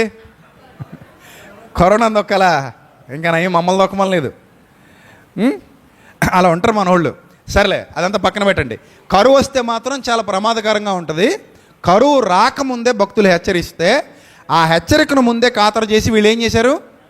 జాగ్రత్త పడిపోయారు. చాలామంది జాగ్రత్త పడి ఏం చేశారంటే కరువు రాగానే ఎవరు కొరతలో ఉన్నారో, ఎవరు ఇబ్బందికర పరిస్థితుల్లో ఉన్నారో, ఎక్కడ సహోదరులు బాధ అనుభవిస్తున్నారో వాళ్ళకి వీళ్ళు సహాయాన్ని పంపించడం మొదలుపెట్టారు. ఆ సహాయాన్ని పంపించే ప్రక్రియలో పౌలు భక్తుడు కూడా ఇన్వాల్వ్ అయ్యి వాళ్ళ సహాయం వాళ్ళకి అందేలాగా చేశాడు. ఆ పరిచర్యలో చాలామంది ప్రముఖ పాత్ర పోషించారు. జాగ్రత్తగా ఆ డబ్బుని లేదా వారు పంపించే సరుకుల్ని ఆ యొక్క పని అంతట్లో కూడా సమర్థవంతంగా నిర్వహించారు. అందులో ముఖ్యంగా మనకు ఎవరు కనబడతారు? అలాగున చేసి బర్నబా, సౌలు అని వారి చేత పెద్దల యొద్దకు దానిని పంపిరి. అంటే యెరూషలేములో పెద్దలు ఉన్నారు, అక్కడ సంఘం ఇబ్బంది పడిపోతుంది, వాళ్ళకి తినడానికి తిండి లేదు, ఇబ్బందికరమైన పరిస్థితుల్లో ఉన్నారు. అందుకని వీళ్ళందరూ కలిసి కొంత సహాయాన్ని సేకరించి ఈ ధనాన్నంతా తీసుకెళ్ళి ఎక్కడ పెట్టారట? పెద్దల దగ్గర పెట్టారట. అక్కడ ఉన్న కరువులో ఇబ్బంది పడుతున్న వాళ్ళకి అందించడానికి. ఆ టైంలోనే ఈ బర్నబా గారు మరి తమ సమీప బంధువు కదా, ఎవరు? మార్కు. చూడండి, కొలసీ పత్రిక 4:10 ఉంటుందన్నమాట. కొలసీ పత్రిక 4:10 ఉంటుందన్నమాట. బర్నబాకి సమీప బంధువు ఎవరట? మార్కు, సమీప జ్ఞాతి అని ఉంటుంది. ఉందా? కొలసీ పత్రిక 4వ అధ్యాయము 10వ వచనం. బర్నబాకు సమీప జ్ఞాతి అయిన మార్కు మీకు వందనములు చెప్పుచున్నారని ఉందా? అంటే ఇక్కడ దీన్ని బట్టి మనం అర్థం చేసుకుంటే మార్కు గారు వాళ్ళిద్దరూ బంధువులు, సంపన్న కుటుంబాలకు చెందినవారు. ఇప్పుడు అపోస్తుల కార్యాలు 12వ అధ్యాయము 25వ వచనం జాగ్రత్తగా చూడండి. చాలా రెఫరెన్సెస్ ఉంటాయి ఈరోజు మెసేజ్లో, నీట్గా అన్నీ కూడా రాసుకోండి. మళ్ళీ ఇంటికి వెళ్ళిన తర్వాత మీరు రెఫర్ చేసుకున్నా కూడా మీకు ఒక అవగాహన రావాలి ఈ సందేశం మీద. అర్థమైందా? అపోస్తుల కార్యాలు 12వ అధ్యాయము 24-25 వచనాలు. దేవుని వాక్యము ప్రబలమై వ్యాపించుచుండెను. బర్నబాయు సౌలును తమ పరిచర్య నెరవేర్చిన తర్వాత ఎక్కడ? యెరూషలేములో. మరి ఆ కరువులో ఉన్నారు, వాళ్ళకి కావాల్సిన మెటీరియల్స్ అంతా తీసుకెళ్లారు, అక్కడ పరిచర్య చేశారు, వాళ్ళకి కావాల్సినవన్నీ ఇచ్చారు, ఆ పెద్దలకు అందించారు, చక్కగా అక్కడ సంఘాన్ని ఆదరించారు, పరిచర్య ముగించుకొని మరలా తిరిగి వెళ్ళిపోతున్నారు. అలా వెళ్ళిపోయేటప్పుడు ఏం చేశారంటే బర్నబా, సౌలు తమ పరిచర్య నెరవేర్చిన తర్వాత మార్కు అను మారు పేరు గల యోహానును వెంటబెట్టుకొని యెరూషలేము నుండి తిరిగి వచ్చిరి. ఎందుకు తీసుకెళ్లారు యోహాన్ అనే మార్క్ అని అబ్బాయిని? పరిచర్యలో పరిచారకుడుగా చాలా చక్కగా వాడబడతాడట కుర్రాడు. ఎందుకు వాడబడతాడు? వాళ్ళ అమ్మగారు ఆల్రెడీ, మరియ గారు ఆల్రెడీ విశ్వాసంలో వర్ధిల్లుతున్నారు. ఆ కుటుంబం సంఘానికి ఆశ్రయం ఇచ్చినటువంటి కుటుంబం, ఆ కుటుంబం సంఘాన్ని బలపరిచినటువంటి కుటుంబం, ఆ కుటుంబం సంఘాన్ని ఆదుకునేటువంటి కుటుంబం. డబ్బు ఉందన్న గర్వం లేదా కుటుంబానికి, తమ డబ్బును దేవుని పరిచర్య కొరకు వినియోగించే కుటుంబం. అందులో Barnabas one of the most important person. అలాగే వాళ్ళ సమీప జ్ఞాతి కాబట్టి మరియా, ఆమె బిడ్డ మార్కు అను మారు పేరు గల యోహాను, వీళ్ళందరూ కూడా it was a team, very best team. దేవుని కొరకు బ్రతుకుతున్న ఒక గొప్ప కుటుంబం వాళ్ళది. సో కాబట్టి తీసుకుని వచ్చేసారట. ఎక్కడ తీసుకొచ్చారు? యెరూషలేము నుండి ఈ మార్క్ అనే అబ్బాయిని పౌలు గారు, అంటే అప్పటికి ఇంకా సౌలుగానే పిలువబడుతున్నాడు, తర్వాత మారింది పౌలు అనే పేరు. పరిచర్యలో చాలా కాలం సౌలనే పిలువబడ్డాడు. సౌలు అనేది ఏం చెడ్డ పేరేమీ కాదు, సౌలనే పిలువబడ్డాడు. ఆ సౌలు బర్నబా కలిసి మార్కు గారిని తీసుకొని యెరూషలేము నుండి తీసుకొచ్చేసి వాళ్ళ పరిచర్య కోసం తీసుకెళ్ళిపోతున్నారు. ఎప్పుడు కూడా గుర్తుపెట్టుకోండి, ఒక వ్యక్తి షార్ప్గా వాడబడుతున్నాడు అని అంటే ఆటోమేటిక్గా నువ్వు చెప్పుకోక్కర్లేదు, అవతలకు తెలిసిపోద్ది. వర్తబుల్ క్యాండిడేటు మనం వాడుకోవచ్చని. అర్థమైందా? అప్పుడప్పుడు మనం పరిచర్యలో ఎవరొకరికి పని అప్పగిస్తుంటాం. ఎవరికి అప్పగిస్తుంటాం పని? తొందరగా ఎవరు షార్ప్గా చెక్కబడి పదునెక్కి వాడబడుతున్నారో వాళ్ళు మనకి ఎవరు చెప్పక్కర్లా. ఇప్పుడు వెలుగుతున్న దీపాన్ని గురించి మనకు ఎవరైనా పరిచయం చేయాలా? అదే పరిచయం చేసుకుంటుందా? చెప్పండి. వెలుగుతున్న దీపాన్ని తానే పరిచయం చేసుకుంటుంది, ఎవరు పరిచయం చేయక్కర్లా. ఇది వెలుగుతున్న దీపం, మనం చీకట్లోకి తీసుకుని వెళ్ళొచ్చు. ఇది వెలుగుతున్న దీపం, చీకట్లో దీని అవసరత ఉంది. ఇది వెలుగుతున్న దీపం, దీన్ని మనం పరిచర్యలో వాడుకోవచ్చు, ఈ వ్యక్తిని లేదా ఈమెని పరిచర్యలో ఉపయోగించుకోవచ్చు అని చూసే వాళ్ళకి తెలిసిపోద్ది. ఎవరు చెప్పక్కర్లా నీ గురించి, ఎవరు స్టేట్మెంట్ ఇవ్వక్కర్లా. నువ్వు వెలుగుతూ ఉండు, పని ఆటోమేటిక్గా ఎవరొకరు ఇచ్చేస్తారు నీకు. నువ్వు వెలుగుతూ ఉండు, దేవుడు నిన్ను వాడుకుంటాడు. నువ్వు వెలుగుతూ ఉండు, దీపస్తంభం మీద పెట్టబడు, అందరికి కనబడతావు. సో వెలిగిచ్చే దీపం అందరికీ కావాలి, అందరూ వాడుకుంటారు ఆ దీపాన్ని. అర్థమైందా? సో ఇప్పుడు వెలుగుతున్న దీపం కాబట్టి ఈ దీపాన్ని మనం కూడా ఉపయోగించుకుందామని సౌలు లాంటి వ్యక్తి నచ్చి తీసుకెళ్తున్నాడంటే మామూలు విషయం కాదు కదా. మరి ఒక రకంగా బర్నబాకి సమీప బంధువు. బర్నబా కూడా చిన్నోడేం కాదు, చాలా గొప్పోడు, చాలా ఉన్నతమైన క్యారెక్టర్ కలిగినోడు. అపోస్తలుడే అతనికి హెచ్చరిక పుత్రుడు, ఆదరణ పుత్రుడని పేరు పెట్టేంత గొప్పోడు. తన భూమిని అమ్మి అపోస్తలుల పాదాల దగ్గర పెట్టి దేవుని పరిచర్యకి ఈ డబ్బు వాడండి, లేదా ఈ భూమి వాడండి అని ఇచ్చేసినటువంటి గొప్ప త్యాగమూర్తి, గొప్ప త్యాగశీలి. అలాంటి వాళ్ళు చాలా అరుదుగా ఉంటారు. అలాంటి అరుదైన వ్యక్తిత్వం కలిగిన వాడే బర్నబాస్. అతని బంధువు మార్క్. వీళ్ళిద్దరికీ నచ్చాడు, తీసి తెచ్చుకున్నారు, చక్కగా పరిచర్యలో వాడుకుంటున్నారు. సరే, దాదాపుగా 1 సంవత్సరం గడిచింది. వీళ్ళు అంతియొక్కయ నుండి కొప్రకు బయలుదేరారు. అలా కొప్రకు బయలుదేరి పరిచారకుడిగా మార్కు గారిని కూడా వెంట పెట్టుకుని వెళుతున్నటువంటి తరుణంలో అపోస్తలుల కార్యాలు 13వ అధ్యాయము 13వ వచనం మీరు జాగ్రత్తగా చూడండి. అపోస్తలుల కార్యాలు 13వ అధ్యాయము 13వ వచనం. అప్పటికే చాలా కార్యాలు జరిగాయి. ఇతడు యెరూషలేమును విడిచి చాలా కాలం అయ్యింది, దాదాపు 1 సంవత్సరం పైనే కావస్తుంది. పౌలు గారితో పాటు పరిచర్యలో మార్కు అనే మారు పేరు గల యోహాను వాడబడుతున్నాడు, బర్నబా గారితో కూడా వాడబడుతున్నాడు. సో అలా చక్కగా ఒక మంచి పరిచారకుడుగా దేవుని సేవకుడి దగ్గర పరిచర్య చేస్తున్నాడు. పౌలు గారికి చాలా చక్కటి పరిచారం చేస్తున్నాడు. నిజమే, కొన్ని సందర్భాల్లో సేవకుడు అన్ని పనులు చేయలేడు, వాళ్ళకి సపోర్టర్స్ కావాలి. ఇప్పుడు మనం ఉన్నాం, నేను ఒక్కడనే అన్ని పనులు చక్కబెట్టాలంటే అవ్వదు. సెమినార్ అంతా నేనే చేయాలంటే అవుతుందా? అవ్వదు. మన పిల్లలందరూ కలిసి చేయాలి. ఆదివారం ఆరాధనకి అన్ని పనులు నేనే చూసుకొని, బరకాలు నేనే వేసుకుని, కుర్చీలు నేనే వేసుకుని, లైటింగ్ నేనే పెట్టుకుని, సౌండ్ సిస్టమ్ నేనే చూసుకొని, ఇంకేంటి వచ్చిన వాళ్ళకి వాటర్ కూడా నేనే ఇచ్చి, వచ్చిన వాళ్ళని పలకరించి లోపలికి తీసుకొచ్చి నేనే కూర్చుండబెట్టి, మీటింగ్ పెడితే నేనే పోస్టర్లు అతికించుకుని, నేనే స్టేజ్ చేసుకుని, నేనే లైటింగ్ కట్టుకుని, నేనే వెనకాల డెకరేషన్ చేసుకుని, నేనే మళ్ళీ సూట్ వేసుకుని వాకింగ్ చెప్పేసి, నేనే మళ్ళీ సూట్ ఇప్పేసి మీరు అందరూ వెళ్ళిపోయిన తర్వాత కుర్చీలు సర్దేసుకుని వెనకాల పెట్టేసుకొని, నేనే ఆటో వేసుకుని వచ్చి మళ్ళీ ఎక్కించుకొని సప్లై సామానం తీసుకెళ్ళి ఉంటానా చచ్చిపోతానా? ఏంటి చెప్పండి, ఏమైపోతాను? అంతే, ఇంకేం ఉండదు ఇంకా. కాబట్టి ఒక్కడి వల్ల అన్ని పనులు సాధ్యం కాదు. మంచి పరిచారకులు ఉండాలి, మంచి టీం ఉండాలి, మంచిగా కష్టపడే పిల్లలు ఉండాలి. ఎవరు ఎందులో నిపుణులో ఆ పనిని వాళ్ళు తలకెత్తుకోవాలి, వాళ్ళు చేసుకుంటూ పోవాలి. ఇది నాకు దేవుడు అప్పగించిన బాధ్యత, నేను చేయగలను. ఇప్పుడు 13వ తేదీ విశాఖపట్నంలో మీటింగ్ ఉంది మంది. ఎక్కడ? కళాభారతి ఆడిటోరియంలో, మద్దిలపాలెంలో, విశాఖపట్నంలో మీటింగ్ ఉంది. సో ఆ మీటింగ్కి సంబంధించి అక్కడ ఉన్న టీం, ఐఫర్గాడ్ టీం ఎవరైతే ఉన్నారో మన వైజాగ్ పిల్లలందరూ, అక్కడ ఉన్న అనేక దినాలుగా మనతో పాటు కలిసి ప్రయాణం చేస్తున్నటువంటి పిల్లలందరూ కూడా వాళ్ళంతటి వాళ్ళే పాంప్లెట్లు వేపిద్దాం, పంచుదాం, పోస్టర్లు వేపిద్దాం, అతికిద్దాం, ఇక్కడ ఇలా చేద్దాం, అక్కడ అలా చేద్దాం, ఈ విధంగా డిజైన్ చేద్దాం, ఈ విధంగా కష్టపడదాం, అన్నీ వాళ్ళే పడతారు. నేను ఆ రోజు చక్కగా బయలుదేరి వెళ్ళడం, నేను వెళ్ళేసరికి అన్నీ సిద్ధంగా ఉంటాయి, చక్కగా వాకింగ్ చెప్పి పరిచర్య చేసి రావడం. So we have a team. మనకు టీం ఉంది. వాళ్ళు పరిచారకులుగా మంచిగా కష్టపడడం మాత్రమే కాదు, మనల్ని ఆదరించడం మాత్రమే కాదు, చక్కగా వచ్చిన వాళ్ళని ఆదరించడం మాత్రమే కాదు, ఆ దీవెనలు ఆ కుటుంబాల మీద ఉంటాయి. సో అలాగొక టీం కావాలి. ఏ సేవకుడికైనా ఒక టీం కావాలి.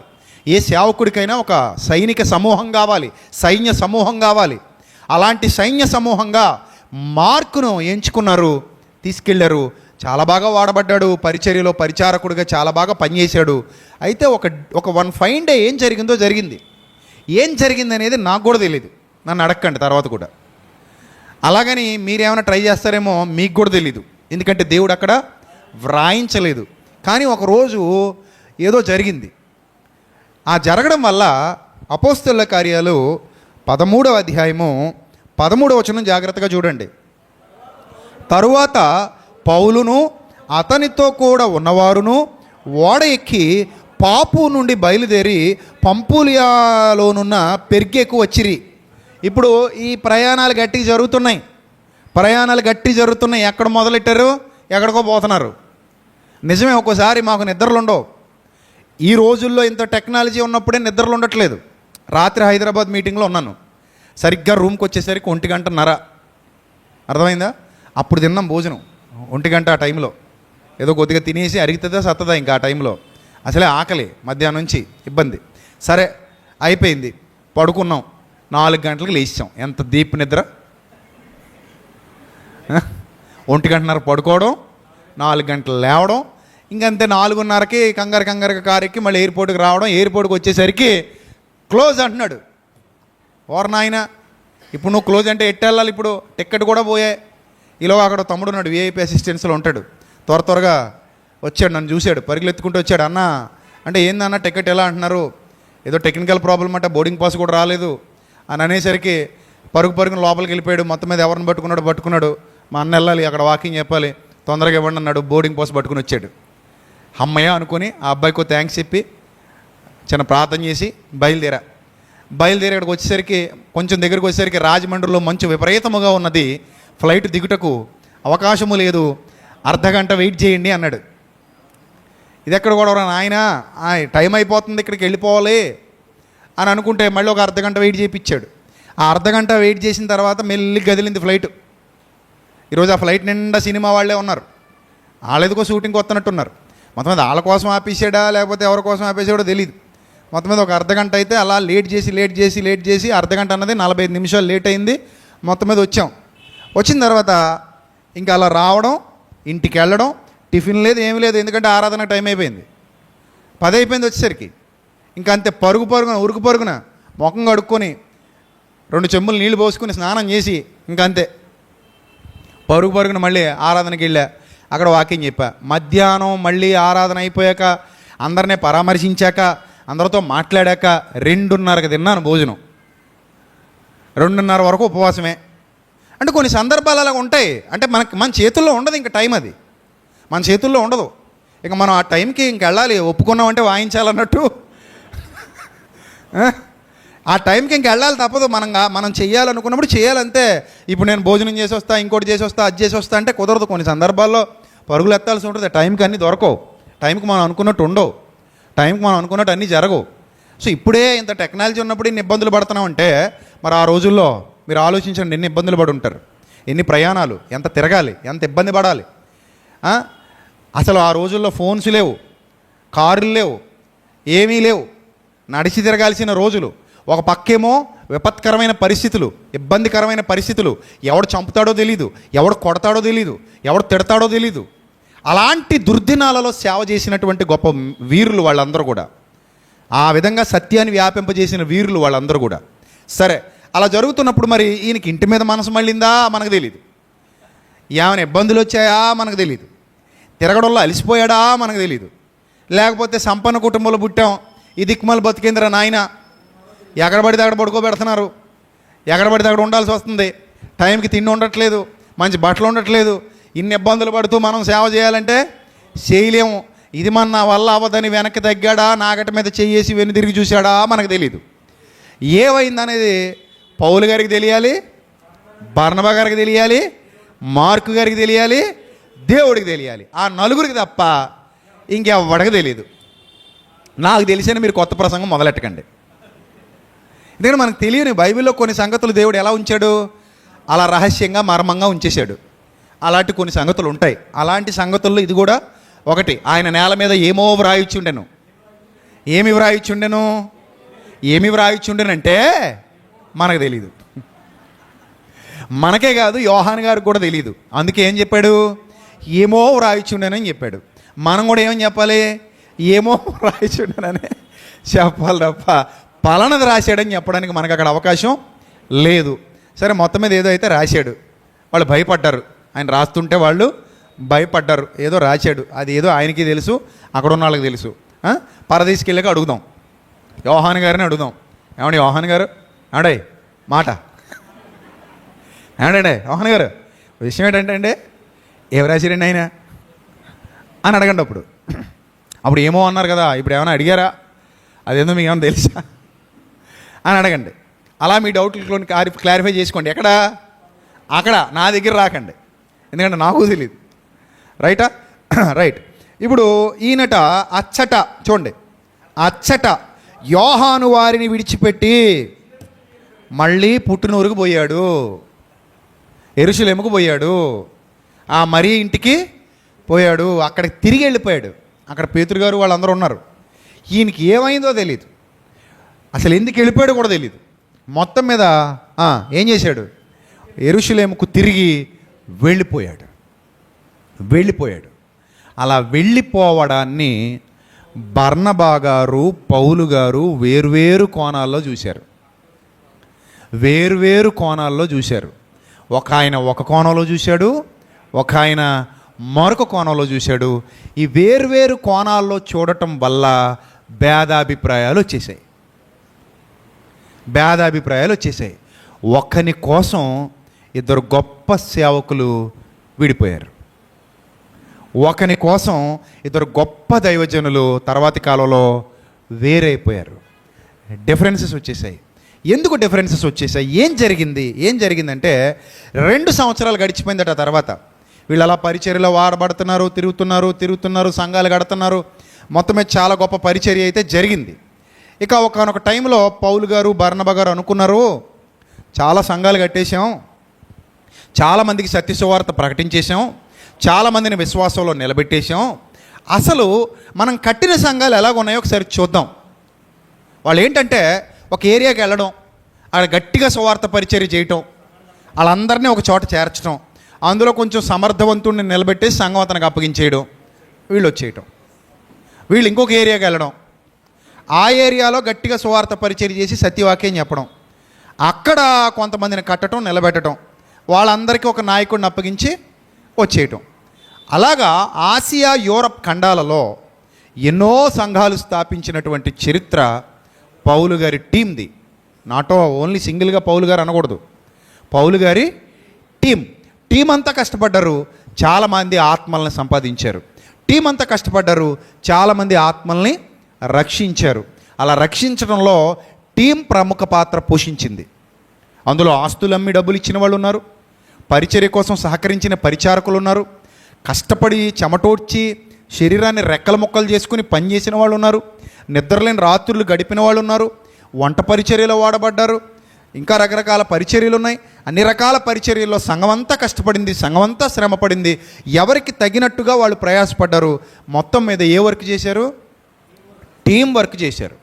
ఆ టీం వర్కే ఆ రోజు అంత గొప్ప ప్రతిఫలాన్ని తీసుకొచ్చింది. నెక్స్ట్ ఏం జరిగింది అనేది మనం వచ్చే వారం మాట్లాడుకుందాం. This is the part 1. Part 2 వచ్చే వారం మాట్లాడుకుందాం. ఎందుకంటే సమయం ఇప్పటికే చాలా శృతి మించిపోయింది. ఇంకెంతకంటే శృతి చేస్తే బాగోదు.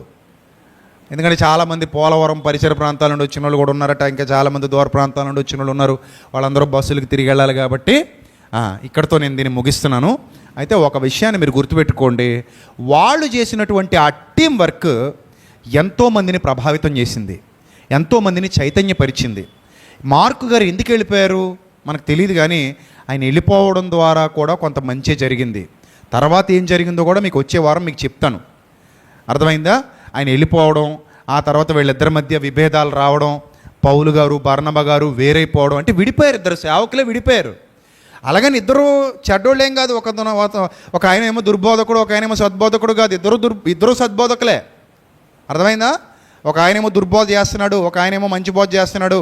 కాబట్టి ఇద్దరికి సిద్ధాంతపరమైన విభేదాలు వచ్చి విడిపోయారు, సిద్ధాంతపరమైన సమస్యలు వచ్చి విడిపోయారు అని లేదు అక్కడ. సిద్ధాంతపరమైన విభేదాలు వచ్చి విడిపోయిన వాళ్ళు కాదు వాళ్ళు. ఏదో ఆయనేమో ఒక సబ్జెక్ట్ ఉందంటే ఈయన ఒక సబ్జెక్ట్ లేదంటే ఇద్దరి మధ్య రాజీ కుదరక, ఇప్పుడు 2 సత్యాలు ఉండవుగా. సత్యాలు ఇప్పుడు ఎన్ని ఉంటాయి? ఒకటే ఉంటుంది. 2 సత్యాలు ఉండవు. అయితే ఒకరిది అబద్ధం అవ్వాలి, ఒకరిది నిజం అవ్వాలి. మొత్తం మీద ఒక్కరిదే నిజం అవుతుంది తప్ప 2 నిజాలు ఉండవు, 2 నిజాలు ఉండవు. అలాగే ఇక్కడ బర్నబా గారు, పౌలు గారు మనకు కనబడుతున్నారు. బర్నబా గారు, పౌలు గారు విడిపోవడానికి గల కారణం వాళ్ళ మధ్య వచ్చిన సిద్ధాంతపరమైన విభేదాలు కావు, సబ్జెక్టు పరమైన గొడవ కాదు, వాక్యానుసారమైన విభేదం కాదు. అది ఒక వ్యక్తి ద్వారా వచ్చినటువంటి విభేదం. ఆ వ్యక్తి పేరే మార్కు అను మారు పేరు గల యోహాను. ఆ మార్కు అను మారు పేరు గల యోహాను వెళ్ళిపోయిన తర్వాత వాళ్ళ టీం సెపరేట్ అయిపోయింది, వాళ్ళ టీం 2 ముక్కలు అయిపోయింది, వాళ్ళ టీం విడిపోయింది.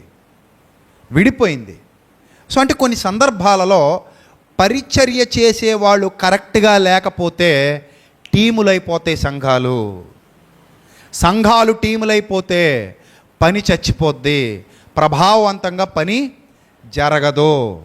ప్రభావవంతంగా పని జరగాలంటే అందరూ ఐకమత్యంగా ఉండాలి. మీ అందరూ ఒక్కటే మోకరించి ప్రార్థన చేసేటప్పుడు దేవుణ్ణి అడగాలి, తండ్రి నన్ను ఎందుకు ఇక్కడ ఉంచావు, ప్రభువా నేను ఏం చేయాలి? అడిగారు ఎప్పుడైనా మీరు? అడిగారు ఎప్పుడైనా? ప్రభువా నేనేం చేయాలి? ప్రభువా నాకు గిఫ్ట్ ఇస్తున్నావు, వారం వారం నాకు గిఫ్ట్లు ఇస్తున్నావు, సమయం ఇస్తున్నావు, ఈ సమయాన్ని నేను ఎలా సద్వినియోగం చేసుకోవాలి? మంచి యవన దశలో ఉన్నాను, మంచి యవనస్తురాలిగా యవనస్తుడిగా బలమైన పరిస్థితిలో ఉన్నాను, మంచి స్థితి ఉంది, సంపన్న కుటుంబం మాది, నాకు ఆదాయం బాగుంది, మంచి జీతం వస్తుంది, లేదా మంచి ఉద్యోగంలో ఉన్నాను, మంచి వ్యాపారం చేస్తున్నాను, నా పరిస్థితి బాగుంది తండ్రి, నేనేం చేయాలయ్యా నీ కోసం? నేనేమి ఇవ్వగలనయ్యా? నా ధనమా, నా ప్రాణమా, నా శక్తా, నా జ్ఞానమా, నా శరీరమా? సజీవ యాగంగా నేను దేనిని నీ కొరకు సమర్పించగలను తండ్రి అని అడగగలిగే మంచి ప్రార్థనా జీవితం ఎప్పుడైతే నీ దగ్గర ఉంటుందో దేవుడు నీతోనే ఉంటాడమ్మా. రాసిపెట్టుకో, దేవుడు నీతోనే ఉంటాడు. నువ్వంటే ఆయనకు అంత ఇష్టం వస్తుంది అప్పుడు. ఎందుకంటే భక్తి జీవితంలో నువ్వు ఒక మండుతున్న నిప్పు కణికలాగా కనబడుతుంటావు ఆయనకి. అయిపోయిన తర్వాత ఎవరేం చేయగలరు? చచ్చిన శవం ఏమీ చేయలేదు, అది ఆల్రెడీ చచ్చిన శవం. అది కాళ్ళుంటాయి నడవదు, చేతులుంటాయి పని చేయదు, కళ్ళుంటాయి చూడదు, నోరుంటుంది మాట్లాడదు, చెవులుంటాయి వినదు, స్పర్శ తెలీదు. ఆల్రెడీ అది ఏమైపోయింది? చచ్చిపోయింది. కానీ మనమందరం ఏమై ఉన్నాం? జీవము కలిగి ఉన్నాం. జీవం కలిగి ఉన్నామంటే జీవం గల దేవుని కోసమే, మర్చిపోకండి. మరలా చెప్తాను ఆ మాట, మీకు నాటుకోవాలి కాబట్టి. జీవం కలిగి ఉన్నామంటే మనకు జీవితాన్ని ఇచ్చిన దేవుని కోసమే, మర్చిపోవద్దు. కాబట్టి దేవుని కొరకు బ్రతికే నిప్పు కణికల్లాగా ఉండండి, ప్రజ్వరిల్లండి. ఈ సత్య సువార్త మీరు వ్యాప్తి చేయండి. అందుకే చెప్పాను, మీకు ఇన్స్టాగ్రామ్ ఉంది, కట్ చేయండి, రీల్స్ వాడండి. మీరు చెప్పలేకపోవచ్చు, మా అన్నయ్య చెప్తున్నాడు, ఇదిగో మా సేవకుడు బోధిస్తున్నాడు, ఈ బోధ వినండి అని మీరు దేవుని పరిచర్య చేయలేరా? కట్ చేసి వీడియోలు చిన్న చిన్న బిట్లు కట్ చేసి మీరు ఇన్స్టాలో అప్లోడ్ చేయలేరా? మీరు ఫేస్బుక్లో అప్లోడ్ చేయలేరా? మీరు యూట్యూబ్ ఛానల్ ఒకటి ఓపెన్ చేసి అందులో పెట్టలేరా? పెట్టొచ్చు, చేయొచ్చు, మీ వల్ల అవుతుంది. లేదా మీకున్న ధనాన్ని బట్టో, మీకున్న బలాన్ని బట్టో, మీకున్న ఆధిక్యతను బట్టో మీరు మీటింగ్స్ ఏర్పాటు చేయలేరా? చేయొచ్చు. మీరు సువార్త పరిచర్యలో సహకారులుగా ఉండలేరా? ఉండొచ్చు. మీరు ఎన్నో గొప్ప కార్యాలు చేయొచ్చు, ఎన్నో గొప్ప కార్యాలు చేయొచ్చు. ఇప్పుడు ప్రతి నెల సహకారుల గ్రూప్ అనేది ఒకటి ఏర్పాటు చేసాం. ఇప్పుడు హైదరాబాద్లో జరుగుతున్న మీటింగ్ కానివ్వండి, వైజాగ్లో జరుగుతున్న మీటింగ్ కానివ్వండి, కొంతవరకు అక్కడ సహకారులు ఉన్నారు. రేపొద్దున మన రాజమండ్రిలో ఏర్పాటు చేయబోతున్న 3 రోజుల సభలు కానివ్వండి, ఇలా చాలామంది పిల్లలు ముందుకొచ్చి మాటిచ్చి, అన్న ప్రతి నెల ఒక 500 మేము ఈ గ్రూప్లో ఉండి మేము మినిస్ట్రీకి ఇస్తాం, లేదా ఒక 1000 రూపాయలు మేము గ్రూప్లో ఉండి మినిస్ట్రీకి ఇస్తాం, లేదా మాకున్న సామర్థ్యాన్ని బట్టి 2000 ఇస్తాం, 5000 ఇస్తాం. ఇలా కొంతమంది సమర్పణ చేసుకుంటున్నారు ప్రభు పని కోసం. సో వాళ్ళ ద్వారా ప్రతి నెల ఆగకుండా సువార్త కార్యక్రమాలు ఏమవుతున్నాయి? కొనసాగుతున్నాయి. మనం చచ్చిపోతే సువార్త చచ్చిపోద్ది, మనం ఆగిపోతే సువార్త ఆగిపోద్ది. మనం నోటికి ప్లాస్టర్ వేసుకుని కూర్చుంటే సత్యం సమాజంలోనికి వెళ్ళదు, వెళ్ళకపోతే రక్షణ సిద్ధాంతం మరుగున పడిపోద్ది. అందుకే సువార్త ప్రకటన మన జన్మ హక్కు. ప్రకటించువారు పంపబడని ఎడల వారు ఎట్లు ప్రకటించుదురు? ఏమండి, పౌలు గారు, బర్నబా గారు, శీల గారు, మార్కు గారు వీళ్ళందరూ ఒక చోట ఉండిపోతే ఈరోజు సత్యం ఇక్కడ దాకా వచ్చేదా? ఇన్ని ఆత్మలు రక్షింపబడేవా? ఇంత జ్ఞాన సంపద ప్రపంచానికి ప్రకటింపబడేదా? పడదు. కాబట్టి ప్రతి ఒక్కరూ ఒక సైనికుడు కావాలి. మనందరికీ పరిచర్య ఉంది, మనం అందరం ఎన్నుకొనబడిన వారమే, మనం అందరం ఏర్పరచబడిన వారమే. ఇక్కడ ఎవ్వరూ తృణీకరింపబడిన వారు కారు. దేవుడు నిన్ను ఎన్నుకున్నాడంటే నీకు పని అప్పగిస్తాడు, పని అప్పగించాడంటే నిన్ను ఆశీర్వదిస్తాడు, నిన్ను ఆశీర్వదించాడంటే నీ కుటుంబాన్ని కూడా ఆశీర్వదిస్తాడు, నీ పిల్లలను కూడా దేవుని సేవలో నిలబెడతాడు. మరియ ప్రార్థన ఊరికే పోదు. కంగారు పడకండి మార్క్ ఏమైపోయాడని. మరియ ప్రార్థన ఊరికే పోదు, మరియ కష్టం ఊరికే పోదు. మరియ ఉత్తమురాలు. మరి అంటే ఏ మరియా? యేసుప్రభు వారి తల్లి కాదు. ఎవరు? మార్కు గారి తల్లి, బర్నబా గారి చుట్టం. మరి చెల్లెలో అక్కో మరి ఇంకొకటో తెలియదు మనకి, ఆ బంధం రాయలేదు. మొత్తం మీద బర్నబా గారికి సమీప బంధువు. ఆమె ప్రార్థన ఊరికే పోలేదు. తర్వాత చాలా చరిత్ర జరిగింది, చాలా గొప్ప కార్యాలు జరిగాయి. కానీ పరిచర్యలో కొన్ని సందర్భాలలో విభేదాలు వస్తుంటాయి, ఇబ్బందులు వస్తుంటాయి. మీరు చాలా జాగ్రత్తగా ఉండాలి. చిన్న పొరపాటు పెద్ద పొరపాటు కారణం కావచ్చు, చిన్న సమస్య పెద్ద సమస్యకు దారి తీయొచ్చు. చిన్న యామరుపాటు పెద్ద ఇబ్బంది కలుగు చేయొచ్చు. చిన్న తప్పిదం పెద్ద లోటును మనకివ్వచ్చు. అందుకే ప్రతి పనిలో చాలా జాగ్రత్తగా మీరు ఉండాలి. యెహోవా పని అశ్రద్ధగా చేయువాడు శాపగ్రస్తుడు. అందుకని ఎప్పుడు టీం అంతటికి చెప్తుంటాను, ఎక్కడ అశ్రద్ధగా ఉండకండి, దేని దగ్గర అశ్రద్ధగా ఉండకండి. మనం ఏ పని తలపెట్టినా గొప్పగా చేయాలి, మొదలుపెట్టి మానేయకూడదు. కొంతమంది చూడండి, ఓ ఉడుకు రక్తం ఇలాగ అనగానే అయ్యా మా పేరు రాసుకోండి, మేం చేసేస్తామండి, మమ్మల్ని పెట్టండి, అదండి ఇదండి ముందుకు వచ్చేస్తారు. తర్వాత ఏం చేస్తారు? ఇంకా మధ్యలో వదిలేసిపోతుంటారు. ఇక్కడ మార్కు గారు నాకు నచ్చని పాయింట్ ఏంటంటే, మధ్యలో వదిలేసి యెరూషలేముకు పోవడం ఒకటే నాకు నచ్చలేదు. అక్కడ నాకు నచ్చని పాయింట్ ఎందుకు పోయాడో నాకు తెలీదు. ఎందుకంటే మనకు ఒక గురుంది, నాగటి మీద చెయ్యి వేసి వెనుదిరిగి చూసేవాడు ఎవడట? చెప్పండి, ఎవడట? శాపగ్రస్తుడు. నాగటి మీద చెయ్యేసి ఇంకా వెనక్కి తిరిగి చూడకూడదు. చెయ్యేసావా ముందుకే పోవాలి. అంతే తప్ప మాటిచ్చి తప్పటం, మాటిచ్చి నెరవేర్చకపోవటం, మాటిచ్చి గట్టు దాటేయటం అది మంచి పద్ధతి కాదు. మనం దేవుడికి ఇచ్చాం మాట, మనుషులకు కాదు. ఎవరికి ఇచ్చాం మాట? దేవుడికి. నా మట్టుకైతే బ్రతుకుట క్రీస్తు, చావైతే లాభము. ఎక్కడ ఒప్పుకున్నాం? అది ఎక్కడ ఒప్పుకున్నాం? బాప్తిస్మం పొందిన వెంటనే ఒప్పుకున్నాం. ప్రభువా నా మట్టుకైతే బ్రతుకుట క్రీస్తు, చావైతే లాభము అని బాప్తిస్మం పొందిన వెంటనే ఒప్పుకొని ఇప్పుడు మాట దాటేసామంటే, ఏదో ఒట్టు తీసి గట్టు మీద పెట్టేసినట్టు చేసామంటే అది క్రైస్తవ లక్షణం కాదు. కాబట్టి ఆ ఒక్క పాయింట్లో మార్కు గారు అక్కడ పొరపాటు చేసి ఉండవచ్చు. మరి దానికి ఏదైనా సపోర్ట్గా ఉండే రీజన్ ఉందా మనకు తెలీదు. యెరూషలేముకి వెళ్ళి ఏం చేశాడు మనకు తెలీదు. ఆ తర్వాత ఒక హిస్టరీ ఉంది, నడిచింది కథ. ఆ కథ ఏంటనేది వచ్చే వారం మాట్లాడుకుందాం. దీని నుండి మీరు ఏమి నేర్చుకున్నారో మోకరించి ప్రభు సన్నిధిలో విశ్లేషణ చేసుకోండి. ప్రభువా నేనేమి నేర్చుకున్నానంటే, ఒక్కొక్కరు ఒక్కో విధంగా దిద్దుకోవచ్చు, ఒక్కొక్కరు ఒక్కో విషయంలో సరి చేసుకోవచ్చు, ఒక్కొక్కరు ఒక్కో పనిలో ముందుకు కదలొచ్చు.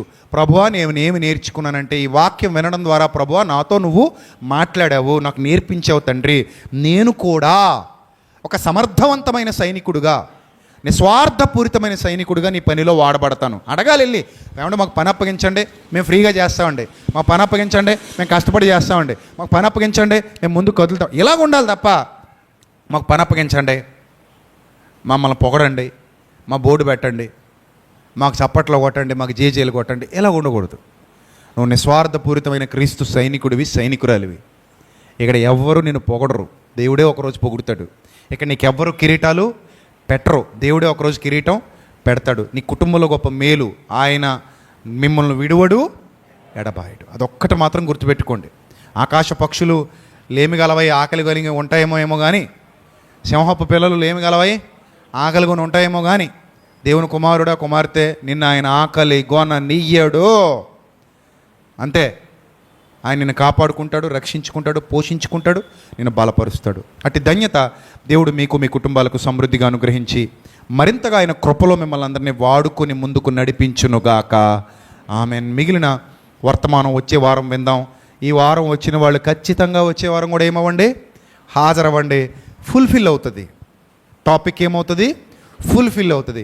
పర్లేదండి ఎలా పడుకుని కాలమే కాలేసుకు లైవ్లో చూసేస్తానండి మాత్రం అనుకోకండి. ఎందుకంటే లైవ్లో ఇంత ఎఫెక్టివ్గా మీరు వినలేరు. అది ఎవరికంటే దారి లేని వాళ్ళకి. మీకేంది పక్కనే ఉండి లైవ్లో చూస్తానంటే ఏమైనా బాగుందా? అప్పుడు నేను కూడా ఒక మాట అంట, ఇక్కడ ఒక స్క్రీన్ ఏర్పాటు చేస్తా, నేను ఇంట్లో కూర్చుంటా, చక్కగా ఏసీలో కూర్చుంటా ఇంట్లో. కూర్చొని ఏం చేస్తా, ఇక్కడ చిన్న కెమెరా పెడతా, మిమ్మల్ని అందరినీ చూస్తుంటా. మీరు నాకు కనబడతారు, నేను మీకు కనబడతా. అప్పుడు నేను రాజమండ్రి రావక్కర్లేదు, మీరు కూడా రాజమండ్రి రావక్కర్లేదు. మనం హ్యాపీగా ఎందులో మాట్లాడేసుకుందాం? లైవ్లో మాట్లాడేసుకుందాం. సరిపోద్దా సంఘానికి అది? కానీ దేవుడు ఏమన్నాడు? మీరు సమాజముగా కూడుట మానక ఆ దినము సమీపించుట మీరు చూచిన కొలది మరి ఎక్కువగా అలాగూ చేయుచు ఒకరినొకడు హెచ్చరించుకుంటూ పురికొల్పుకుంటూ సత్కార్యాలు చేస్తూ జాగ్రత్తగా యూనిటీగా ఉండండి. నేను వస్తాను, మిమ్మల్ని ఎత్తుకొని తీసుకెళ్ళిపోతాను అన్నాడు. మీ కొరకు స్థలము సిద్ధపరచ వెళ్ళుచున్నాను. వస్తాడు ప్రభు, ఒకరోజు మనల్ని తీసుకెళ్ళి ఆయన సన్నిధిలో కూర్చుండబెట్టుకుంటాడు. ఆ గొప్ప ధన్యత మనకి సమృద్ధిగా దేవుని ద్వారా అనుగ్రహింపబడునుగాక. తలలు వంచండి, ప్రార్థన చేసుకుందాం. మహాగణుడా, మహోన్నతుడ, దయగల దేవ, కృపగల ప్రభువ, ఎంతవరకు విలువైన వాక్య జ్ఞానము చేత మీ పిల్లల హృదయాలు తృప్తిపరిచినందుకు స్తోత్రం తండ్రి. ఇంకా రాజమండ్రి ప్రాంతంలో, పట్టణంలో మా సంఘాన్ని ఇంకా బలపరచండి. అనేక మందికి సత్యపు వెలుగులు పంచడానికి మీ సహాయమును దయచేయండి. మీ కృపను తోడుగా ఉంచండి. మీ కరుణాపీఠము యొద్ద ప్రభా మేమే గొప్ప బలి అర్పణగా మారడానికి, పరిచర్యలో ఇంకా బలమైన పాత్రలుగా వాడబడ్డానికి మీరు మాకు ఏమిచ్చారో, ఏమి మా నుంచి ఆశిస్తున్నారో, మాతో మాట్లాడుతున్నారు, మమ్మల్ని ప్రేరేపిస్తున్నారు, మమ్మల్ని బలపరుస్తున్నారు. మీ పరిచర్య కొరకు మేము బలమైన పాత్రలుగా వాడబడాలి. బలమైన కార్యాలు మీ కొరకు మేము చేయాలి. శక్తివంతమైన సాధనాలుగా పనిలో మేము పరిగెత్తాలి. పిల్లలందరినీ దీవించండి, ఆశీర్వదించండి. మీ కృపకు పాత్రులుగా ఎంచండి. మీ కృపలో వర్ధిలింప చేయండి. ఘనత, మహిమ, ప్రభావములు మీకు మాత్రమే ఆరోపిస్తూ సంఘమును, సంఘ బిడ్డలను లైవ్లో వీక్షించిన దూర ప్రాంతాల్లో ఉన్న ప్రియులైన అక్క చెల్లెమ్మలను, అన్నదమ్ములను అందరినీ కూడా మీ దయగల హస్తాలకు అప్పగిస్తూ మా అందరి ద్వారా గొప్ప కార్యాలు జరిగించుకోమని వేడుకుంటూ యేసుక్రీస్తు నామంలో ఈ ప్రార్థన మనవులు సమర్పించి మీ వద్ద నుండి జవాబు పొందుకుంటున్నాం మా కన్న తండ్రి. ఆమేన్. అందరికీ వందనాలు. May Lord bless you all. Love you all. Thank you. God bless you. Thank you.